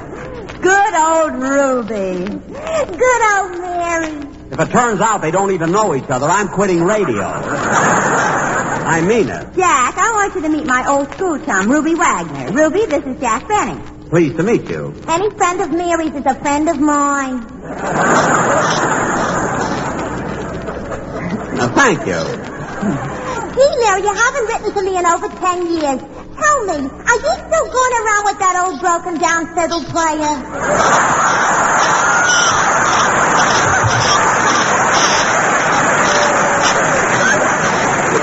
What?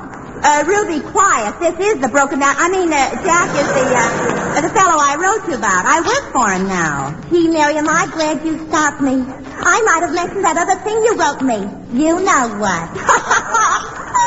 Mary, for heaven's sake, what did you write to her? Oh, I wrote about the time you were showing off at my house and tried to jump over the dining room table. Oh, that. Well, there was no harm in trying. No, but you should have waited till everybody finished eating. Well, I would have made it. But your Uncle Harry harpooned me with his fork and held me there. Well, that's my Uncle Harry. When meat goes by, no matter how bony it is, he makes a stab at it.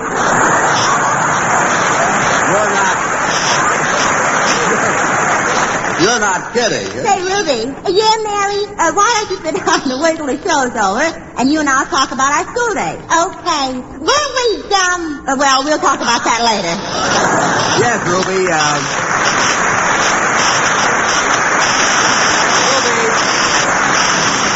Ruby, please sit down, because right now I have an important announcement to make. Ladies and gentlemen, tonight this program is being honored with a very special guest. It is my pleasure to present to you the mayor of Vancouver, His Worship J.W. Cornett.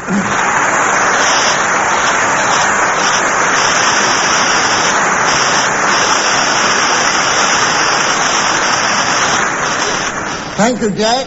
Thank you, ladies and gentlemen. Your Worship, it's a great privilege and a pleasure having you on our program. Well, Jack, I have looked forward to it. I'm glad, and I'm especially happy at this opportunity to talk to you because, you see, being the mayor of this grand city, you naturally have a great deal of influence. Well, yes, I imagine I have. And you could probably expedite matters with great speed and efficiency. Well, yes, I possibly could. I mean, Your Worship, if I should request something, a word from you would go a long way, huh? It probably would. Now tell me, what's bothering you? Your Worship, those toll bridges.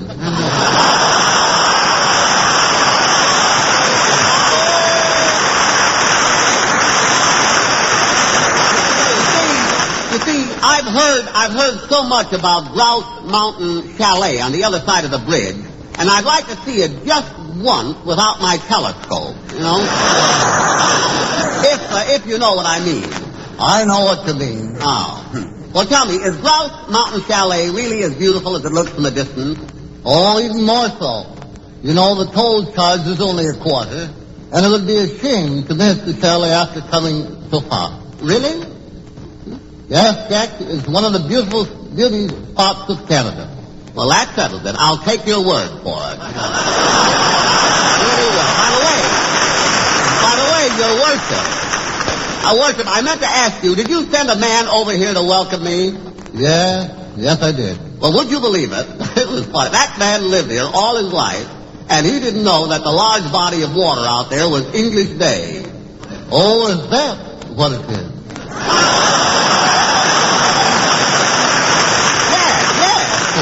This is an interesting town. You should read those travel folders, you know?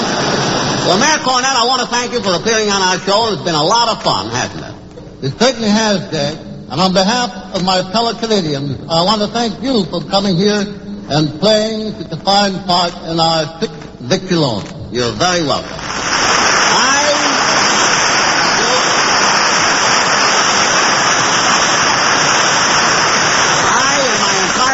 We're very happy to be here, and before we continue our program, I'd like to say just a few words to our Canadian friends.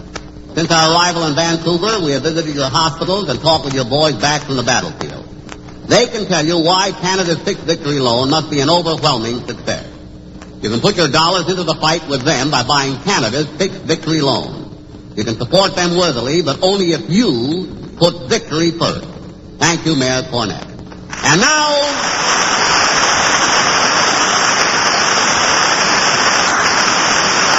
And now, ladies and gentlemen, Dennis Day will sing Amour.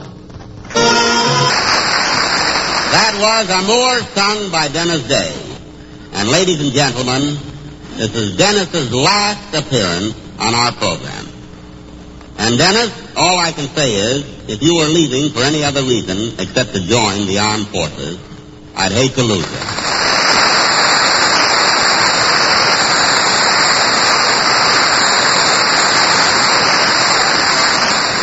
But as soon as this war is over, I hope you'll be back with us again. I sure will, Mr. Benny, and I'll be looking forward to it. So will we. You know, Mr. Benny, when I'm in the Navy, I hope people won't think I'm as dumb as I act on this program. Oh, I'm sure they won't, Dennis. Well, I'm glad, because when I enlisted, I took an intelligence test, and I got a mark of 158. 158?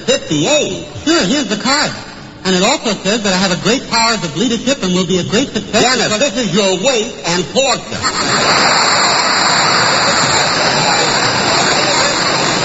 You weigh 158 pounds. Oh. Well, anyway, kid, I want to wish you all the luck in the world. So do I, Dennis. That goes for me, too, kid. Come here, Dennis. I want to give you a great big kiss.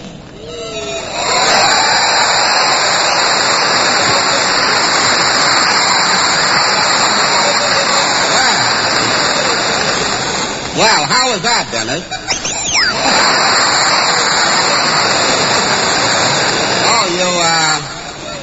You liked it, eh?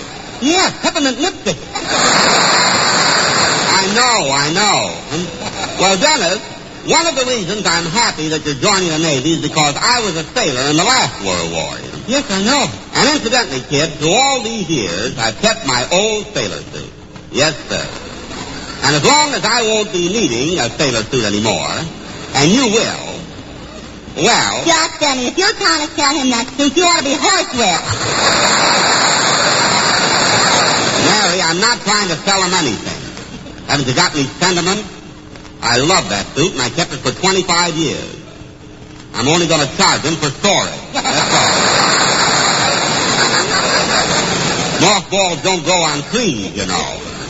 So, Dennis, if you want it, you can have that suit for only $10. Only $10? Yeah. United States money. Oh, yeah. There's a slight difference in the rate of exchange. Well, what do you say, kid? But, Mr. Benny, won't your suit be too big for me?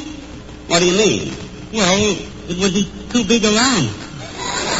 Around where? Well, around where it goes around. Dennis, we're about the same size. Not around.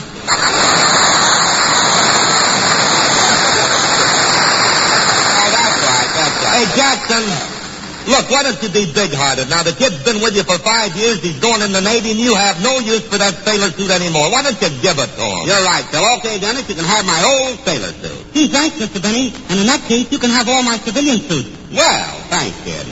All you have to do is keep up the payment.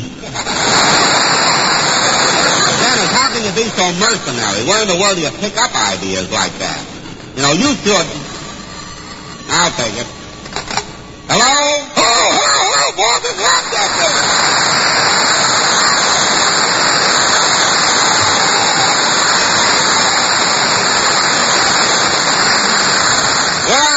Rochester, and what are you so excited about? I'm at your hotel, and the most amazing thing happened. I changed the $10 bill and they gave me $11 for it. Of course. That's the rate of exchange up here in Canada. My, how long this been going on? For years. Why? Sounds like something you might have started.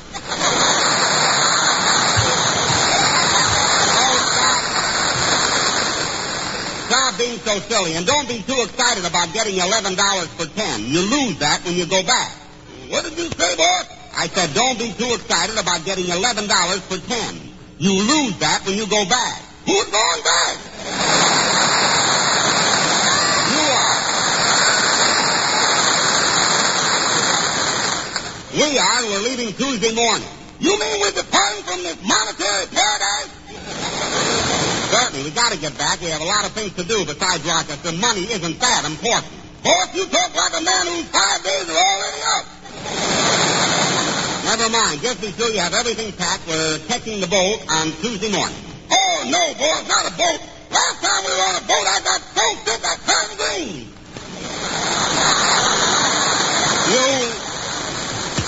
You turned green? Yeah, for me, that ain't easy.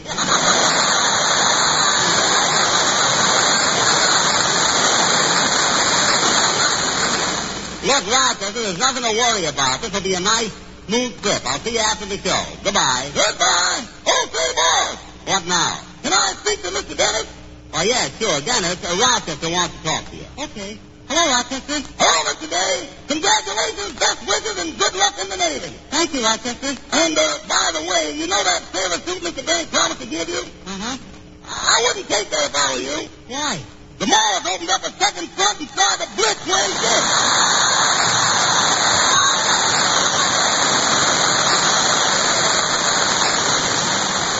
Well, thanks for telling me, Rochester. Goodbye. Goodbye, and good luck. Mr. Benny, Rochester just wished me good luck. What did you say, Rochester? What did you say, Dennis? I said Rochester just wished me good luck. Well, we all do, kid. See, Jack, I can never thank you and Mary for all you've done for me for the 5 most wonderful years of my life. I want to thank the gang, Phil, Don, and Rochester, and everyone connected with the program, and all the listeners who've been so nice to me during these 5 years. Well, just hurry back, kid. That's all we want. The Jack Benny Show with Mary Livingston, Phil Harris, Rochester, Jack Benny's special guest singer, and Don Wilson. Well, here we are broadcasting from the Puget Sound Navy Yard near Seattle, Washington. And I know all you boys here are anxiously waiting to be entertained. So while you're waiting, we bring you Jack Benny.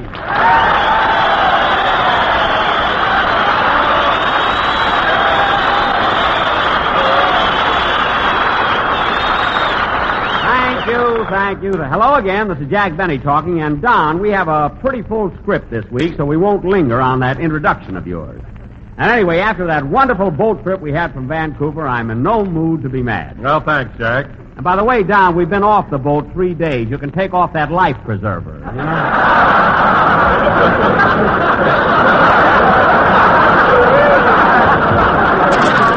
Go ahead. Life preserver? Yes. I'm not wearing one. And Jack, I wish you'd stop saying things like that. You're always giving people the impression I'm fat. Oh, no, Don. You're not fat at all. Just that you have a little bulge around the bill.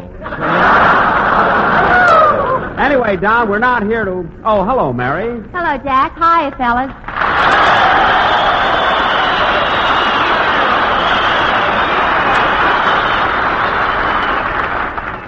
Say, Jack, what were you and Don talking about?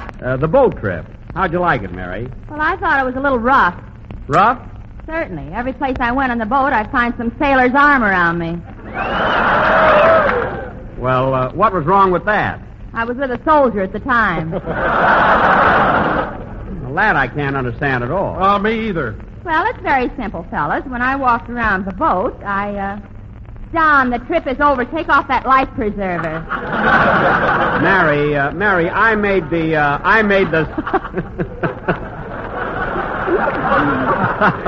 Mary, I made I'm laughing at my own jokes here. You think I was...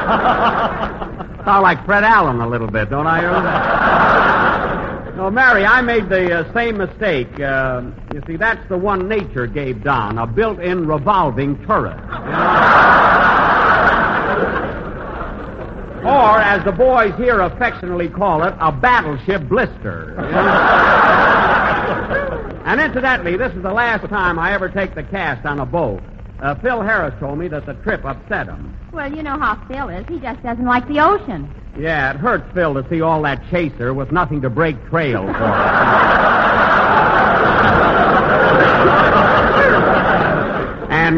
And Frankie, his guitar player. Did you ever see anyone drink so much beer? Why, Jack, Frankie doesn't drink beer. He doesn't, Abe. All I know is every time he looked over the side of the boat and saw a white cap, he'd try to blow the foam off of it.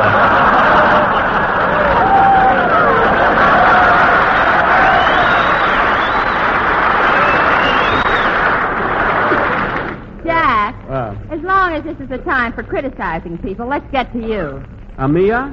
Yes, sir. Oh. That night on the boat when the whole gang sat down at dinner, it wouldn't have hurt you to pick up the check. I was going to, but it just happened that the check was closer to Phil. Not until you blew it there. Mary, I was blowing my soup. Out of the side of your mouth? I always blow like that.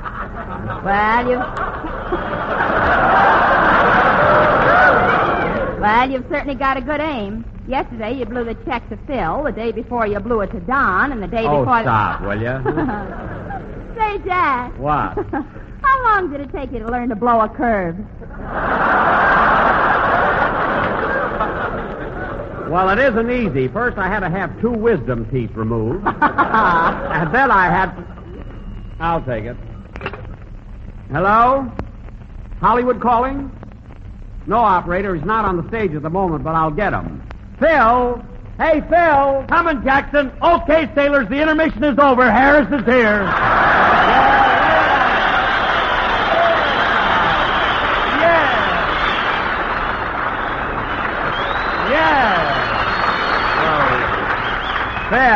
Phil, never mind the corny entrance. There's a long-distance call for you from Hollywood. Oh, a long-distance call. Gee, I've been expecting this call. Hello? Yeah, well, put him on. Hiya, pal. Yeah, what is it? No kidding. Well, how about that? Gee, that's terrific. Oh, boy, wait till the gang hears about this. So long. Phil, what is it? Yeah, what happened? Flat Top got away.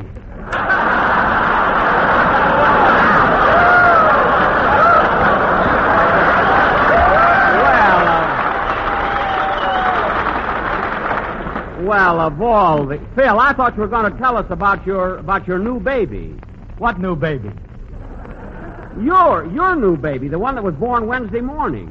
I read about it in the papers. Well, how do you like that? Them newspaper guys scooped me again. Phil, you mean to tell me you didn't know about your baby? No, and gee, Jackson, am I glad you read about it. Hey, Wilson, hand me that phone. Sure, anything to help you out, Papa. Can I get the number for you? Phil, who are you going to call? Alice, I want to tell her the good news.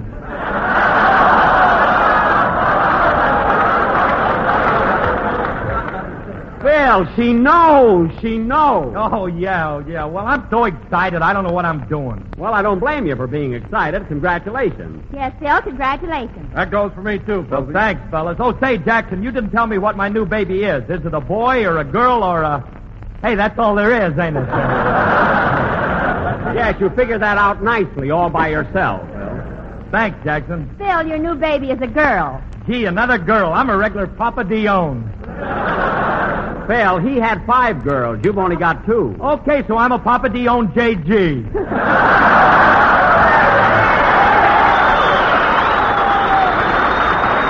Yeah, JG. But no kidding, Phil. You were only ribbing us. You knew about your baby all the time. Why, of course, Jackson. What do you think I am, a dope? Well, we won't go into that. Just play a band number and keep the show moving, will you?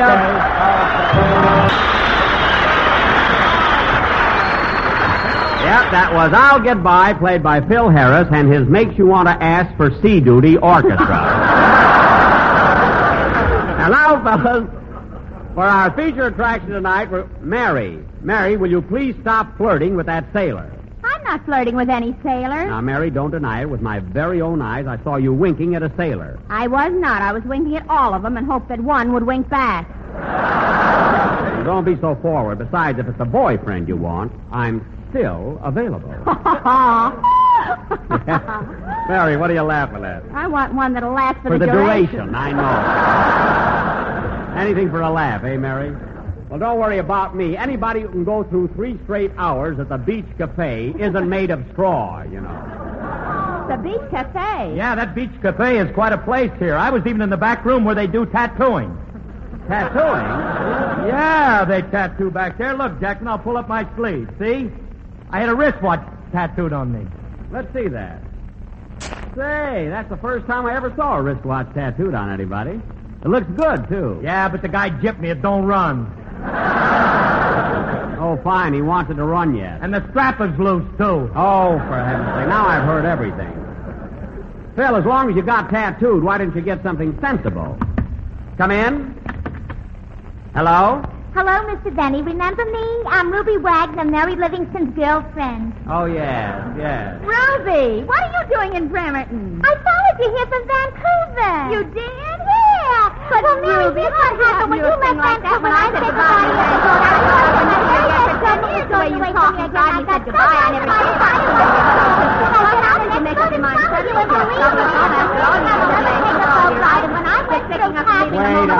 Wait a minute.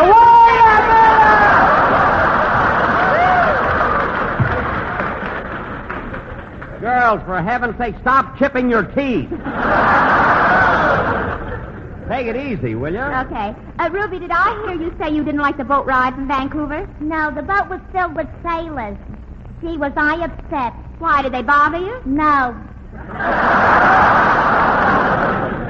Now, look, girls, we've got a program to do. Ruby, you remember Jack Benny. I introduced you to him last week. Oh, sure. I'm happy to see you again. Any friend of Mary's is a friend of mine. Yes,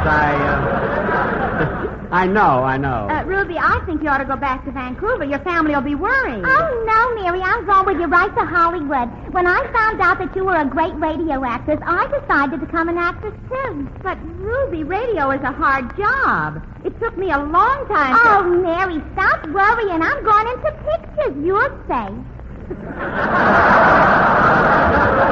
Oh, fine. Now we got a picture star with us. Another Katharine Hepburn. Katharine Hepburn, listen to this. Oh. The calla lilies are in bloom again. Really, they are. Those big, beautiful calla lilies are in bloom again. Ruby.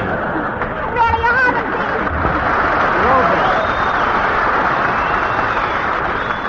Ruby. Really, you haven't seen beautiful calla lilies until you see my calla lilies. Ruby, Come look, to the Ruby. park with me and see my calla lilies. They're such lovely calla lilies. Miss Really, Hepburn.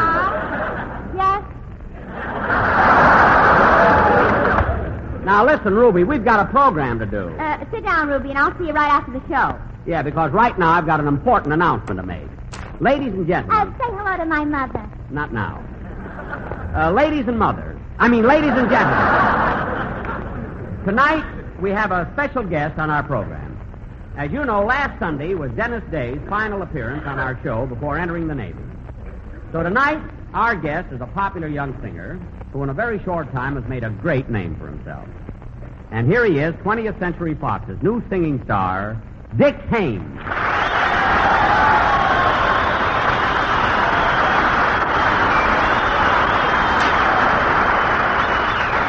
Thanks, everybody. Thank you. Dick, it was awfully nice of you to come up here all the way from Los Angeles and help us out on our broadcast. Well, I'm very glad to do it, Jack, for you and for Dennis Day. You know, Dennis and I are pretty good friends. Well, that's swell. I'm glad to hear it. By the way, Dick, I want you to meet our gang. This is Don Wilson. Hello, Dick. Hello, Don. Say, Jack, who's the guy behind him? That's still Don Wilson. And this is my orchestra leader, Phil Harris. Hello, Phil. Hiya, Richard. What are you going to give out when you make with them tonsils? What? Well, the kid's going to loosen his lungs and lay it right on the line. Phil, what are you talking about? Oh, Jack, he's just beating his gums with some hep jive about my hot pipe. Oh, I get it. I was a little slow for a minute. Well, Dick, now that you've met everybody, how about singing your... Don't mind me, Jack. I'll go out and sit with the sailors. Oh.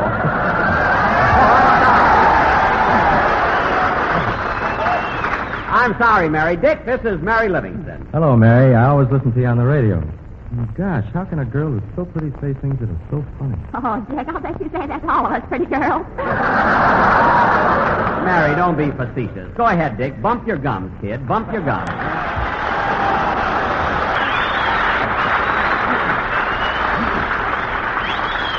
That was I Love You, sung by Dick Haymes, and it was really swell. Thanks, Jack. By the way, Dick, we're going to finish out this season with guest singers.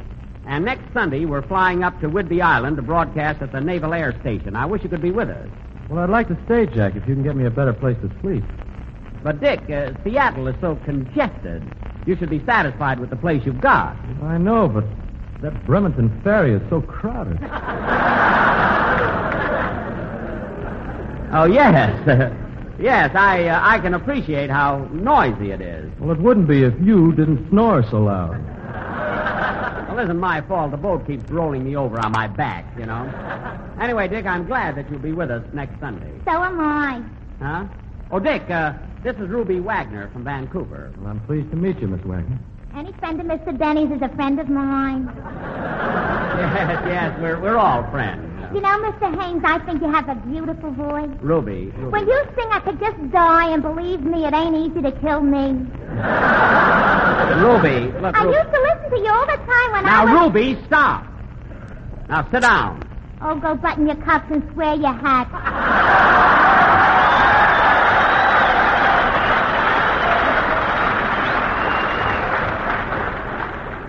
Don't mind her, Dick. She's a friend of Mary's from Vancouver. And any friend of Mary's is a friend... Sit down! Say, Please. Jack, I have friends in Vancouver, too. Did you have a nice week up there? Oh, it was wonderful, grand. Well, how'd you like that boat trip coming back? From Vancouver? Oh, it was terrific. It was great for an old sailor like me. Now, kid, I love the sea. I was up on that top deck for 8 hours watching Now, wait a minute, Jack. Why don't you tell him the truth? What do you mean? You know what I mean. Listen, Dick, this will tell you. We were in Vancouver. It was a half hour before boat time, and Jack was in his hotel room getting ready to leave.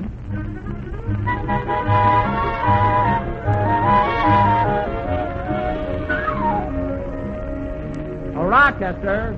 Rochester. Yes, boss.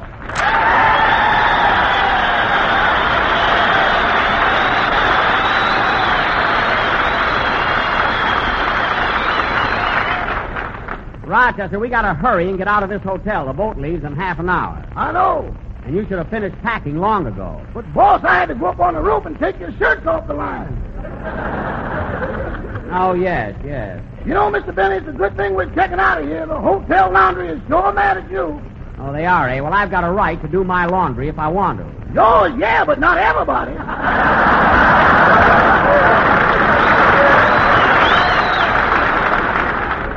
Don't be silly. I didn't do everybody's laundry. I just happened to help out a few friends. Friends? They didn't even know who you were until I slipped those cards under their doors. What cards? The ones that said wet wash, rough dry, flat work, and violin recitals while waiting. Oh, that. I just did that for a gag. Anyway, Rochester, let's, come in.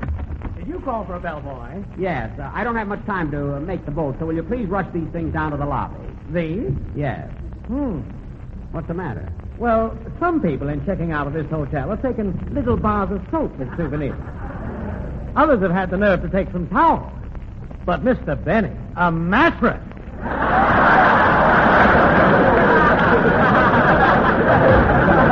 What? Are you accusing me of taking a mattress? That's what he said. That's what the man said. He said that. Rochester, stop helping him. Now, why in the world would I take a mattress? To go with that bed we got from the last hotel. Rochester. He took a bed? To go with the bathtub we got from the... Rochester! Now, stop making up those ridiculous things. Now, listen, boy, I had nothing to do with this mattress. It was rolled up by the maid. Oh, it was, eh? Yes. Well, unroll it and take the maid out. Can I help it if she's clumsy? Now, grab these bags. I don't want to miss the boat. Say,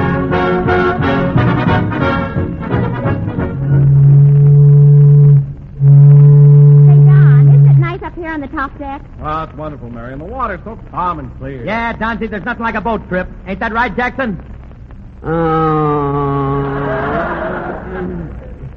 Rochester, give me another one of those Mother Sills seasick pills. Another one, boss? Yes. If this is going to be a long trip, Mother better speed up production.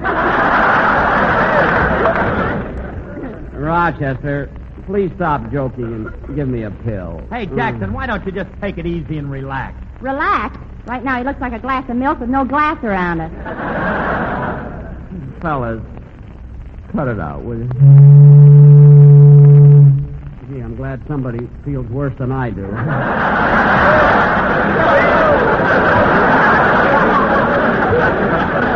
That's the boat whistle. Oh, yes. Rochester, how long before the boat docks at Seattle? 12 hours. 12 hours? Why so long? We haven't even left Vancouver yet. Oh, another pill, Rochester. Another pill.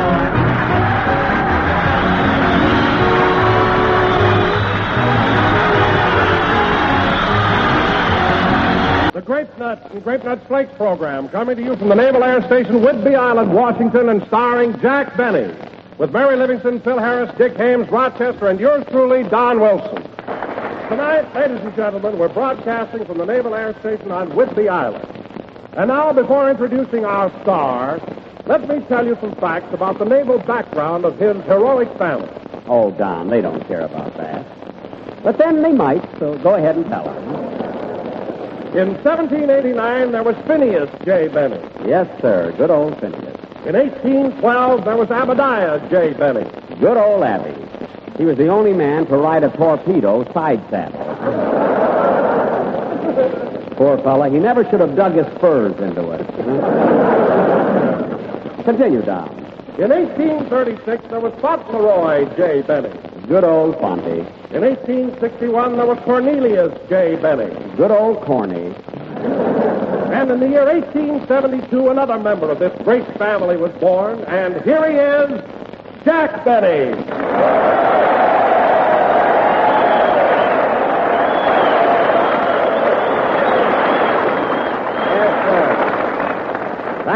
Thank you. Hello again. This is Jack Benny talking. And, Don, where do you come off saying that I was born in 1872? I'm not that old, you know. But, Jack, you told me yourself to tell these boys that Don, I told you to tell them that I was steeped in Navy tradition. Steeped, not soup. My goodness. Oh, I'm sorry, Jack, but I was carried away with the important men in your family. Oh, yes. Finney, Abby, Fonty, and Corny. What men? Well, they're all dead now, aren't they, Jack? All except Corny. He's writing for Fred Allen.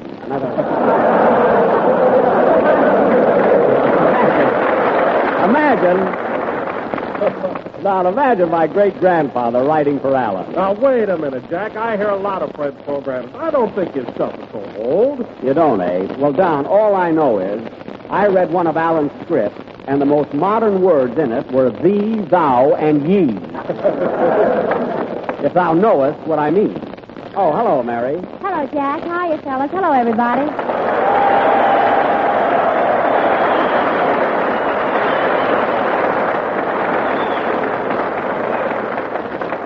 Gosh, Mary, you're just bubbling over. What are you so happy about? Well, Jack, when I was a little girl, I read the story of Robinson Crusoe. Robinson Crusoe? Yes. Ever since then, I've dreamed of being cast away on some deserted little spot far from civilization. And at last, here I am on Woodby Island.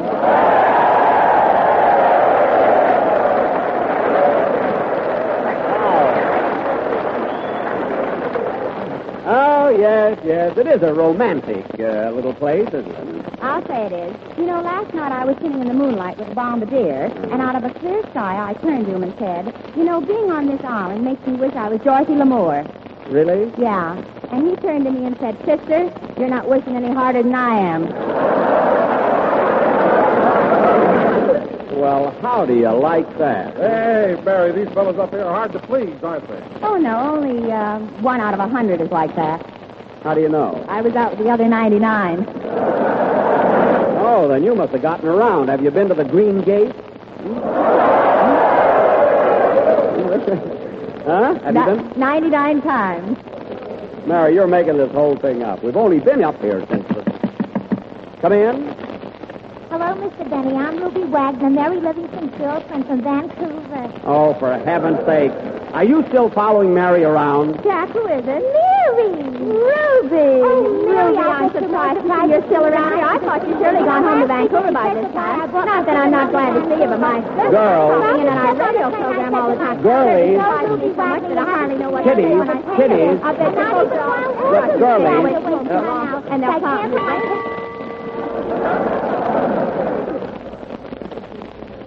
And remember how you...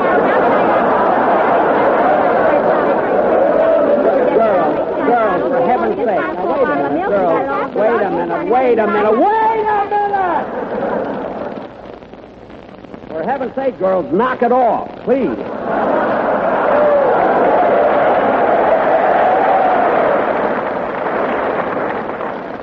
Now, Ruby, you promised that you'd forget all about Hollywood and go back to Vancouver. Last Sunday, you butted in and started imitating Katharine Hepburn. Katharine Hepburn? Yes. The calla lilies are in bloom again. Rally they are. You haven't seen beautiful calla lilies. Will you see my calla lilies? Come stroll with me in the garden. Ruby, See my please. calla lilies. Ruby, we heard about your calla lilies last week. They're beautiful, aren't they? Yes. Now go back to Vancouver and forget about Hollywood. You know, we've got real stars there like Ingrid Bergman, Barbara Stanwyck, Claudette Colbert. And Betty Davis? Yes, Betty Davis. Of course I loved him, but even though I loved him, I killed him. And I'm glad you're here. And if I had the opportunity again, Ruby, I'd kill him again. Of course I would, and I'd be glad Kiddo. again. Glad that you're here. Ruby, that's enough. Now, will you please go? So, of course I'll go. I'll be glad to go. Glad. And if you ask me to go again, I'll be glad to go again. Ruby!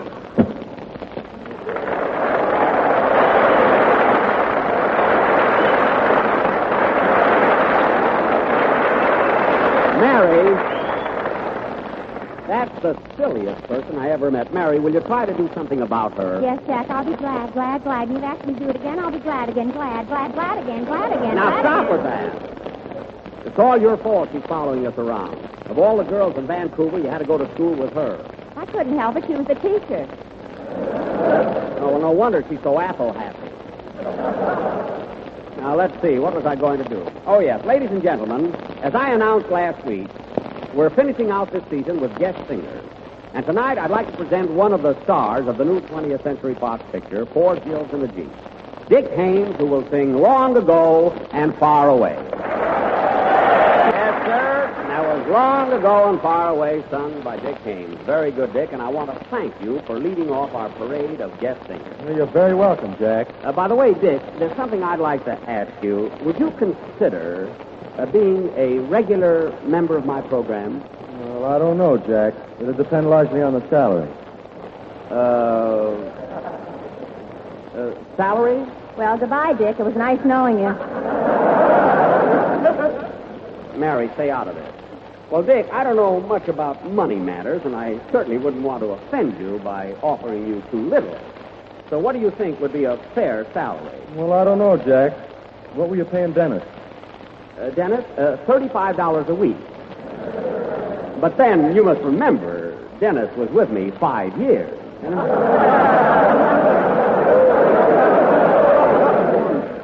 Now, that's quite a long time, you know. Well, what did Dennis get the first year? The Purple Heart. Mary, will you please be quiet? Dick and I are talking business. Well, what do you say, Dick? Well, I don't know, Jack. $35 a week isn't quite the figure I had in mind. Oh, you mean you'd want more than that? Well, yes. A little more. Well, I think we could talk about it. Just what do you expect? $1,000? $1,000? Jack, that isn't so high. It isn't, hey? You made his nose bleed. Did not. Well, Dick. Oh, they did not. It was nice of you to come up here to Seattle, and maybe some other time we'll be... Excuse me. Come in. Yes, what is it? My name is John Carlson. I'm looking for my sweetheart. She followed your show here from Vancouver. Oh, you mean Ruby Wagner. She was here a few minutes ago. I gotta get her back. I've been in love with her ever since the day I met her. It was so romantic. Look, I wish you'd take her back because... I'll never forget how we met. I was standing on a street corner, and I whistled at a beautiful girl, and I got Ruby instead. Well, look, I'll help you get and her now back. my Ruby is gone. She wants to become a big success like her friend Mary Livingston. John. So she left me. We were so happy together. I know. And now she's gone. She's gone. You gotta make her come back to me. You gotta, please. Control you. I'm Mr. Benny, not Mr. Anthony. My goodness. I'm sorry if I broke down. Have you got a handkerchief, please? Yes, here. Thanks. My shoes are awful dusty.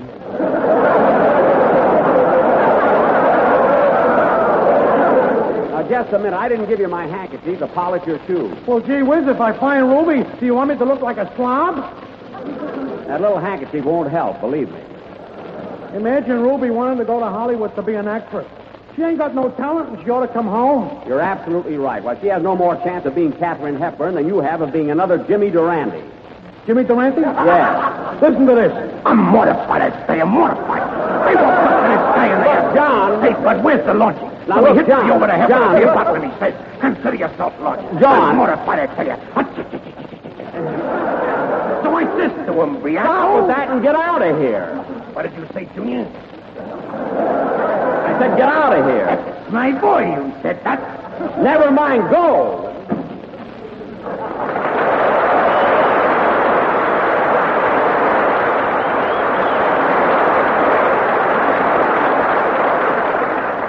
What a couple they'll make, Katharine Hepburn and Jimmy Durante. I don't know why it is that everybody wants to be a movie actor. Ah, you're right, Jack. It's so ridiculous. I don't see why people can't be happy just being what they are. Yeah, that guy's as much like Durante as you are like Boyer. Charles Boyer? Yes. Come with me to the campfire. Oh, no. Oh, yes. Come with me, my little pigeon, and I will buy you the most wonderful jewels in the world. A lustrous spring of grape nuts. What? Toasty brown grape nuts. Sweet as a nut and malty rich.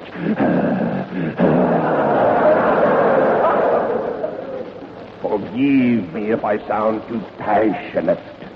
Don, this is going too far. Quiet, Hetty.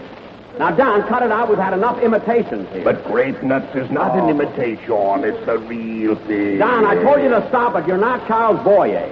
Although I bet the women wish you were. You really think so, Jack? Yeah, that'd be enough to go around.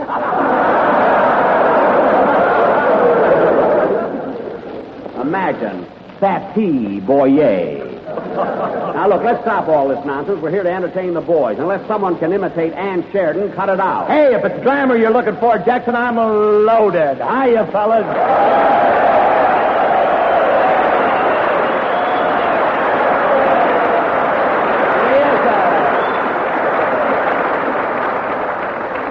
Phil, now that you've made that great big noisy entrance, let me tell you something. There's nothing glamorous about you. Oh, there ain't, huh? No. What are you talking about? I was over to the Waves barracks, and they've got a great big picture of me up on the wall.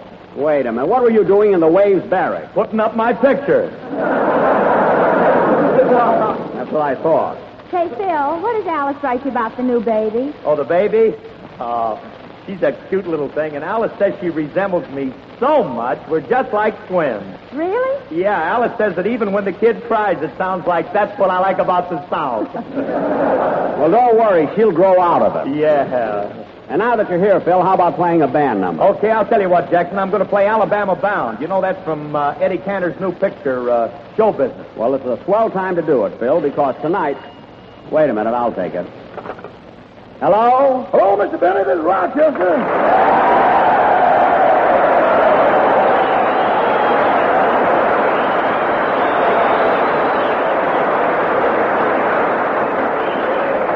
Well, I'm glad you called, Rochester. Did you get everything packed? Everything, boss. And already checked out of the hotel. Good. But you know, Mr. Benny, you ought to consider the purchase of some new luggage. Well, what's wrong with the luggage I have? Well, I feel so silly walking through the lobby with 2 bird cages full of socks.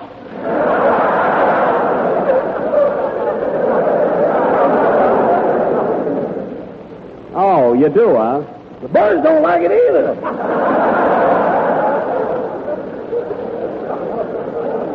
Now, don't be ridiculous. And another thing, boss, that old suitcase of yours broke open right in the middle of the lobby, and man, what a mess. You mean my things fell out? Part of yours and part of mine. Well, that's embarrassing. Did you pick them up? I picked up yours, mine soaked right into the road.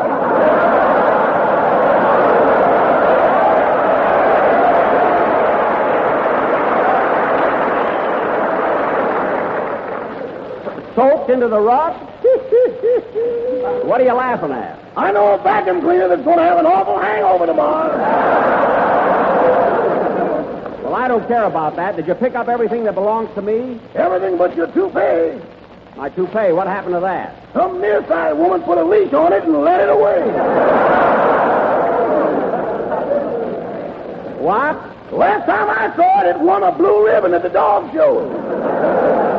Well, it's your fault it's lost, and I'm going to take it out of your salary. Oh, not this week, boss.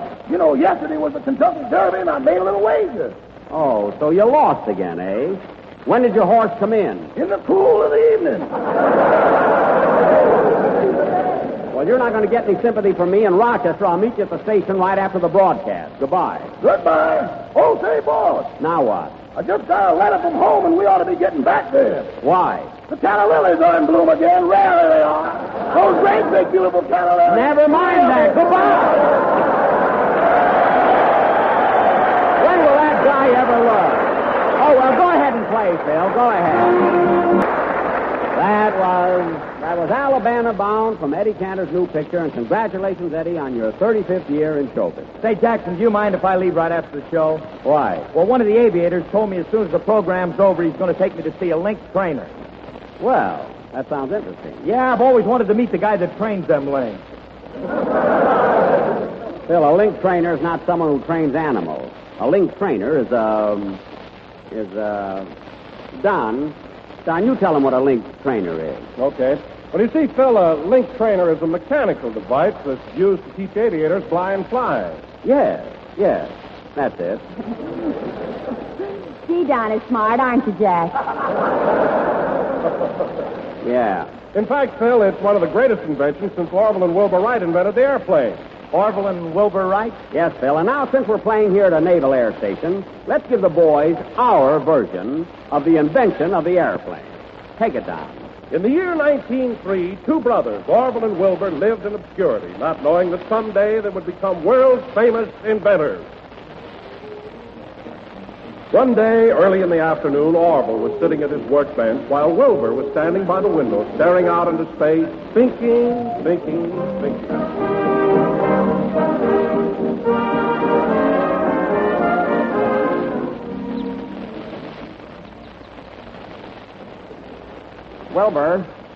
Wilbur, what are you thinking about? I don't know, Orville. I'm just looking out the window, watching them birds fly up to their nest.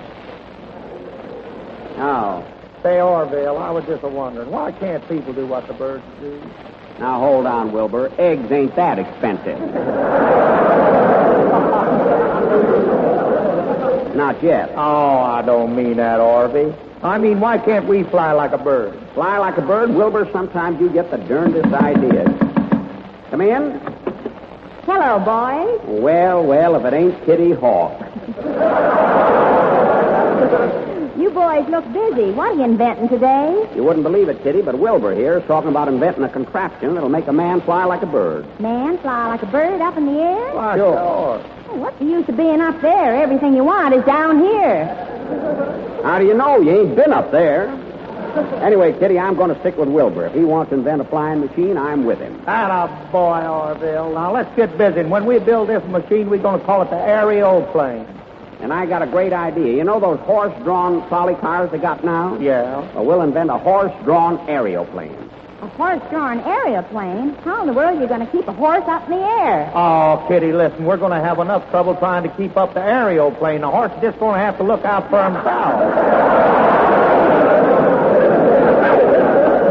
Stand aside, Kitty. We're going to build this flying machine right here and now.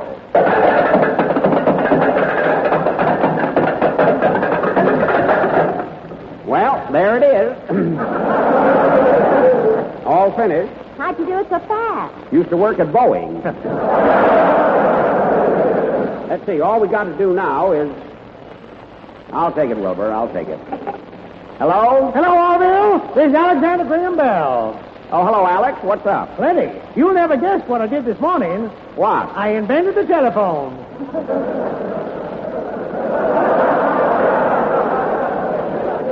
You did? Well, doggone, Alex, we're your best friends. Why didn't you call us sooner? I tried to, but there was a 2-hour delay between Seattle and Woodby Island. Well, we're busy. Can't talk to you now, Alex. Goodbye. Goodbye. You know, Wilbur, Alex Bell just invented the telephone, but I don't think it'll ever work. Oh, come on, Orville. Now stop the fooling around. Let's get on with this aeroplane. Let's get it outdoors. Okay, you lift up the tail. I'll carry the fuselage here. Let's go. Easy there, easy. Easy, Duggar. Here we are. Okay, now we're ready for the experiment. Here's the crank handle, Wilbur. I'll get in. You wind her up. Hey, wait a minute, Orville. You can't fly that thing. Why not? You ain't got no priority. Priority? What's that? That's something you got to get before they can take it away from you. No. Well, I'll get one later. Okay, Wilbur, take the crank handle and wind her up. Okay, you ready? Ready.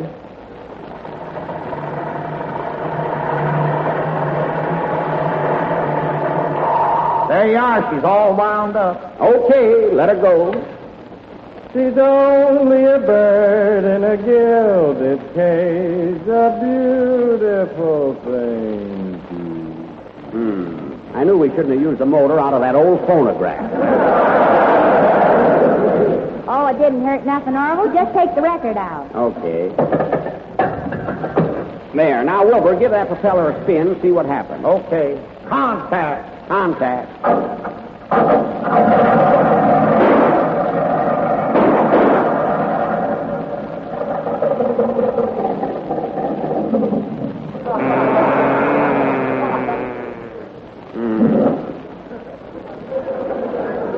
Stand back from her, Orville. Stand back from her. Fire again, Wilbur. Okay. Orville, contact. Contact. It's a running. Everybody in. Come on, kitty. Okay. Here we go. Okay. Orville, contact. Contact. It's a running. Everybody in. Come on, kitty. Okay. Here we go.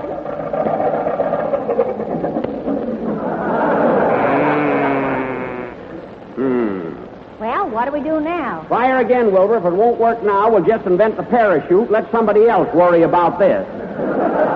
Go ahead. Contact. Contact.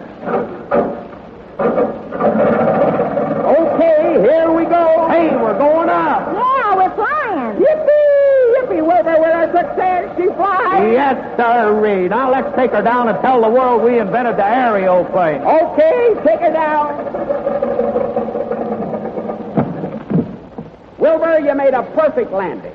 Right in somebody's backyard. That's right, we did. Oh, here comes somebody. Let's get out of here. You landed right here, my Calla Lilies. You spawned my great big, beautiful Calla Lilies radio, dear. Of course I did, and I'm glad. Do you hear? I'm glad I did. If I land again, I'll do it again. I'll do it again. Play it.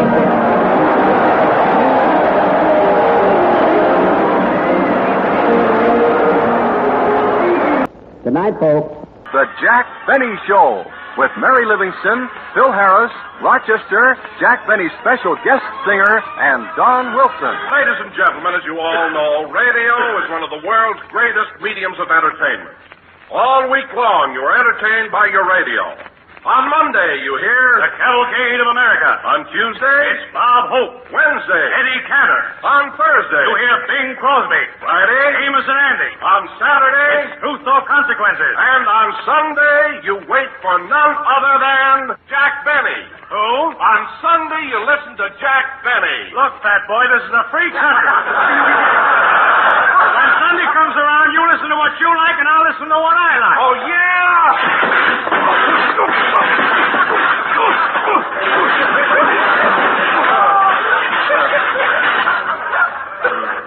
Well, have you had enough?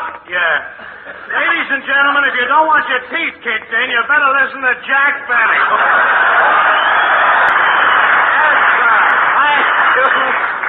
I Thank you. Hello again. This is Jack Benny talking. And, fellas, it certainly is great being here at Camp Adair. Yes, sir, it's really... Hey, Mr. Benny, can I go now? Certainly you can go. We don't force anybody to listen to this program. If you want to hear it, we're happy. If you don't want to hear it, it's up to you. Don, untie him. Go ahead. Okay.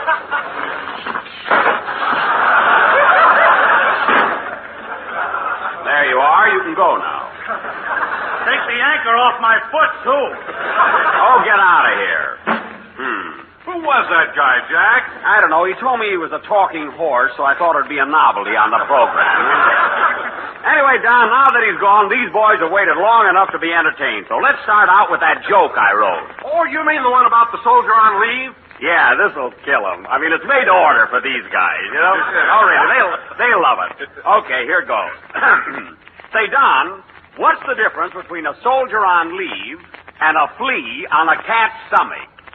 I don't know, Jack. What is the difference between a soldier on leave and a flea on a cat's stomach? One's on furlough and the other's on low fur.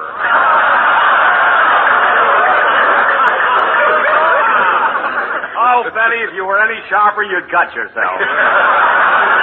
Great gag, isn't it, Don? It certainly is, Jack. Yeah, it's a shame to tell that clever stuff so early in the program. But we might as well start off with a bang. It helps see. Oh, hello, Mary. Hello, Jack. Hiya, fellas. Say, Jack. What? As I walked in, I saw a fella come out of here, and he looked like he lost an argument with a Sherman tank. Oh, that was some wise guy, a Mr. Fitch or somebody, interrupted the start of the program. So Don beat him up. Don beat him up? Yeah. I thought I'd never get to tell that gag about the furlough and the low fur. Jack, did you tell that joke here? Yes, why? Don beat up the wrong guy. What are you talking about? When I pulled that gag, these boys screamed at it. I know, Jack, but when they pull their hair out at the same time, that's not good. Well, maybe you're right. Anyway, if you want to know something, I was tricked into telling that furlough joke. I didn't even write it. Then where'd you get it? I have a lend-lease agreement with Fred Allen. Imagine him sending me a lousy gag like that after the gem I sent him. Jim? Yeah, listen to this, Don. Here's the one I sent Allen. Allen says to Jimmy Wallington, Say, Jimmy, why does a corporal have such a tough time in the Army? And Jimmy says, I don't know, Fred. Then Allen says, a corporal has such a tough time in the Army, because he already has 2 stripes against him. Listen to the audience razzing Allen. It serves them right. Jack, let me get this straight. You told Alan's joke here on the West Coast, and Alan is going to tell your joke on the East Coast? Yeah, what about it? I'd hate to be in Kansas City, trapped in the middle. Mary, if you don't appreciate good comedy, then there's no use of... Come in. Hello, Mr. Benny. Here I am again. Look, we untied you, so you... Say, what are you doing in that uniform? I just enlisted in the Army. You did? Yeah, if you're a civilian, I want to be on the other side. Goodbye. What a smart. I bet he won't last in the Army 2 hours. Well, I hope he isn't the guy that's going to drive us back in that Jeep tonight. Oh, are we going back in one of those things? Yeah, why? Well, that's the way they brought me here. I was sitting in the back seat, and every time we hit a bump, oh, brother. What do you mean? What do you mean, oh, brother? Don, for years the slogan was the Army travels on its stomach. And then somebody invented the Jeep. Well, if we're going back in the Jeep, I better have Rochester bring my overcoat. I'll call my hotel. He must be in my room packing, I think. Hello, Hotel Benton. Operator, this is Jack Benny. Give me my room. Very well. Shall I wrap it up or will you in here?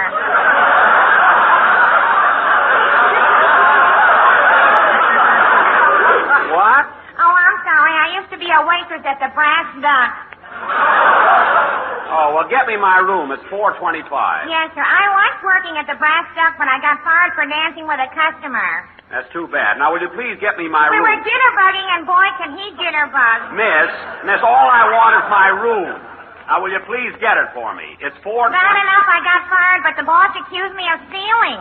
Look, miss. Was it my fault if my foot got stuck in a cuspidor?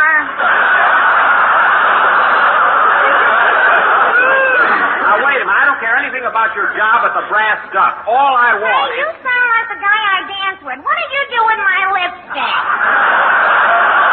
Now, hold on a minute. You've got the wrong party. Oh, well, then I'm sorry I bothered you. Goodbye. Miss, hello. How do you like that? She hung up. Oh, well, I'll call later. That was Dark Eyes played by the orchestra. And now, fellas... Hey, wait a minute, Jackson. Don't give me no brush off. Tell them who's orchestra. What? Well, let me have a little billing. Tell these soldier here's whose band that is.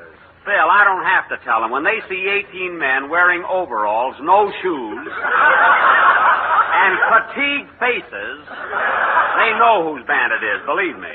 Well, I don't care about the band. I'm talking about me. You didn't give me no introduction. Introduction? Yeah, me, Phil Harris, the kid with $1 million personality. Huh? And 175 pounds of glamour.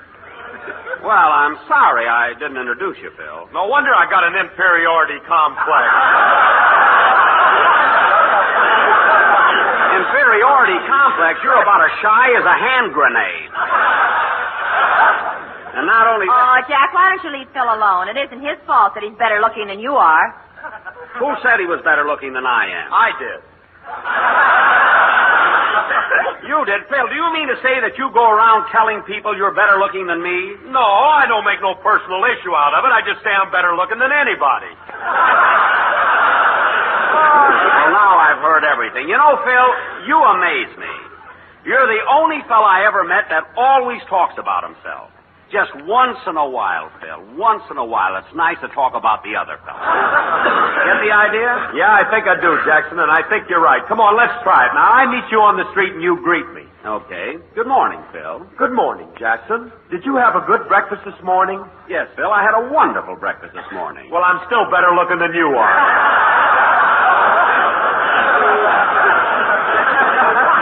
Well, there's no use explaining anything to you. Say, Jack. What? Forget about Phil. If we're going back in that Jeep, you better try and get Rochester again. Oh, yes. I wanted to bring my overcoat. Mary, you get the number. I don't want to get in another fight with that telephone operator.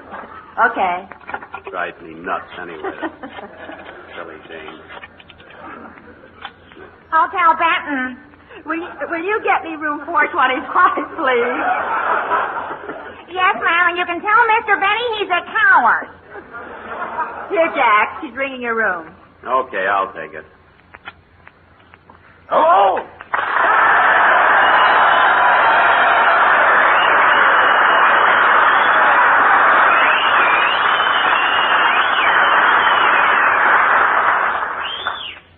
Hello, temporary headquarters of Mr. Benny. Star of stage, screen, radio, and television, whether it's listening or looking, he's open for booking.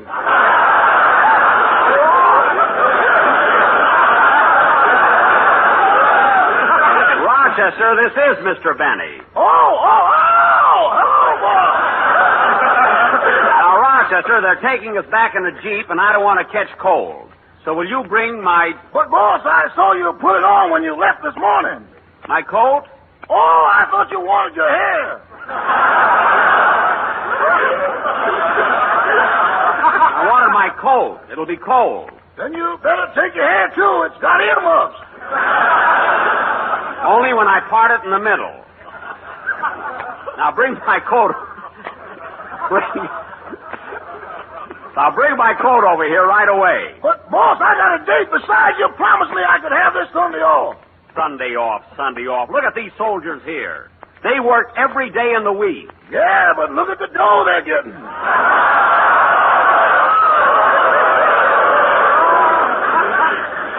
They're not getting much more than you are.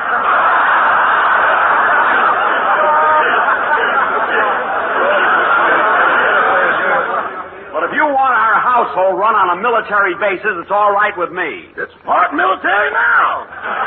Rochester, you're just making that up. Not the military part.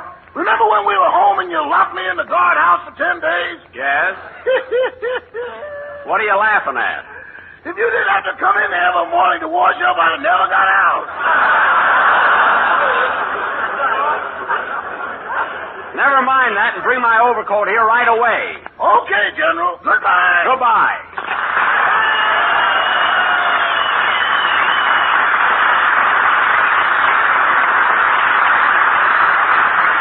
Oh, that Rochester. Tell you, if he wasn't a private, I'd demote him. And now, in keeping with the spirit of the day, the boys have selected one soldier to represent them on our program. And he's going to sing a song for us. Here he is, ladies and gentlemen, Private First Class Luther Balliet of the 276th Infantry. What's the number going to be, Luther? I'm going to sing It's a Lovely Way to Spend an Evening. Not in Corvallis. It'll go right ahead. Anyway, go right ahead. That was It's a Lovely Way to Spend an Evening, sung by Private First Class Luther Balliet. And very good, Luther. It was a great pleasure having you with us. Thank you, Mr. Benny. And I want to tell you something, Luther. You're in a great outfit and a great branch of the service. The good old infantry. If I was a year or two younger, the infantry is the branch of the service I'd like to be in. Yes, sir. Oh, yeah? Tell them what happened when they let you go marching yesterday. Well... Go on, Jack. Tell Luther. Oh, Mary, he's not interested. Well, then I'll tell him. Mary, will you please... Listen, Luther, Jack wanted to show how rugged he was, so he asked the sergeant if he could march with the soldiers. Mary, now will you please... We all went along because we wanted to see how Jack could take it. We were out with for about a half an hour.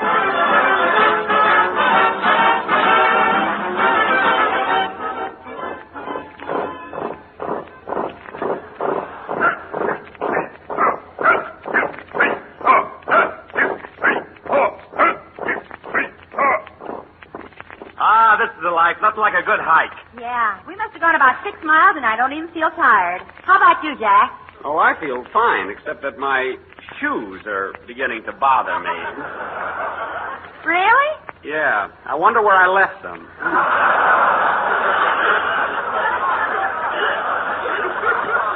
Why, Jack, I didn't even notice you weren't wearing shoes. When did you take them off? When this archers fell and sent out an SOS.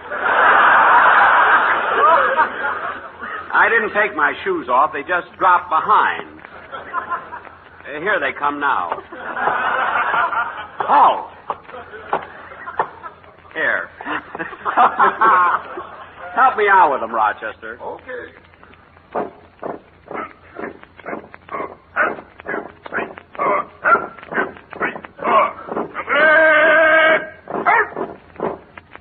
Hey, you. Benny. Yes, sir? Why don't you keep up with the company? This is the third time we've had to come back for you.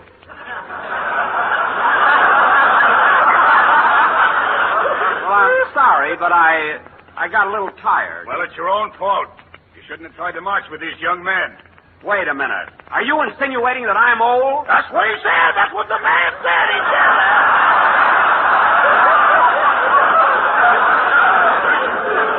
Rochester, stop helping him. All right, let's get going. All right, pass!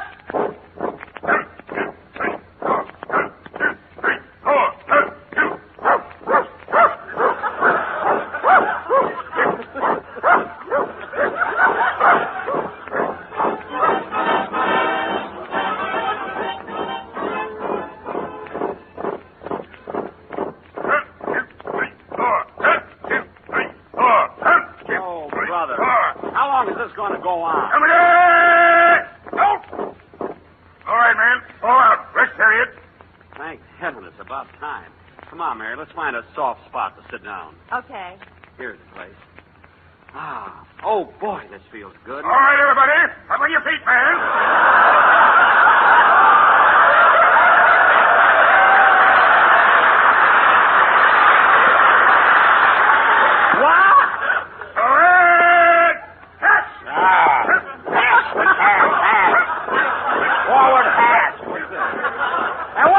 Give me a chance to get my breath, will you? I'll run ahead and stop them. Oh, let them go. We can find our way back to camp. Oh, Jack, let's not turn back. This is fun. Fun? Certainly, Jack. We ought to keep hiking a little more. Walking is good for the figure.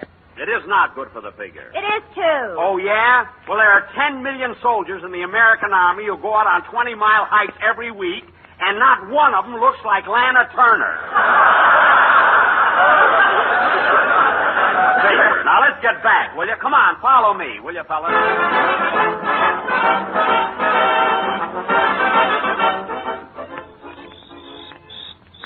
We should have stuck with the soldiers, Jack. Now we're lost. Yeah, I wonder where that trail is.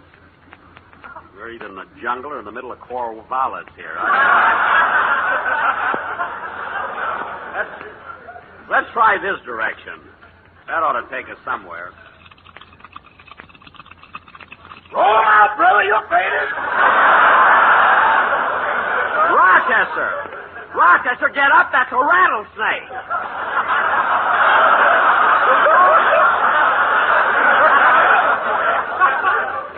Rochester, I told you that's a rattlesnake. So what? His money's as good as anybody.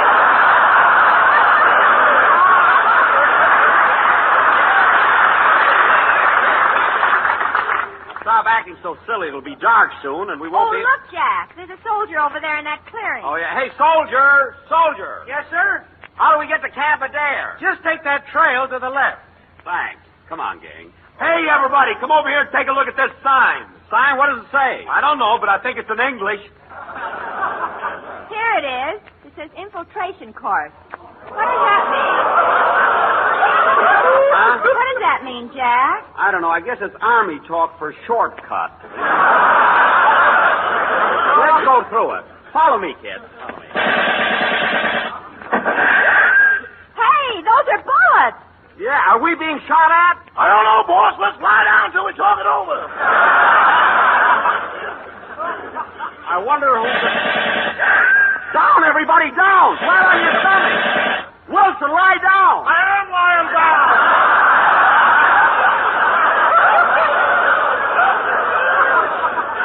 Well, then stand up. You make less of a target. Hey, this must be the course where they train the soldier with live ammunition. Rochester, stand up and see where they're firing from. I ain't that curious. Those soldiers don't know we're here. I'll stand up and let them see me. They saw you. I better stand up and let them see me. They see you, Mary. Hey, look, they're waving at us. Hey, there go the soldiers we started out with. They're on their way back to camp. Come on, let's join them. Come on, gang. Follow me.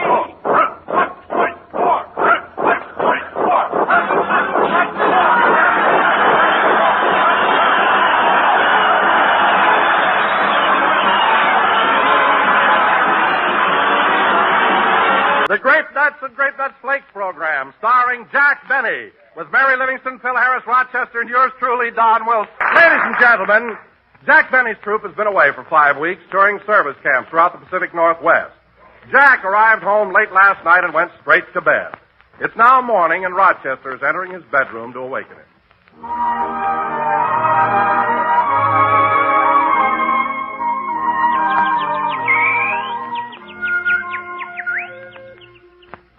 Come on, Bertie. You'll have to get off of Mr. Benny's head. I gotta wake him up now. Wait a minute, Bertie. Take your worm with you.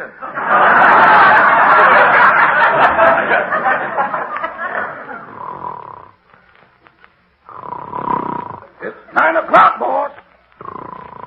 Boss, it's 9 o'clock. I better not stand in front of him. He'll open his eyes, look at me, think it's dark, and go back to sleep again.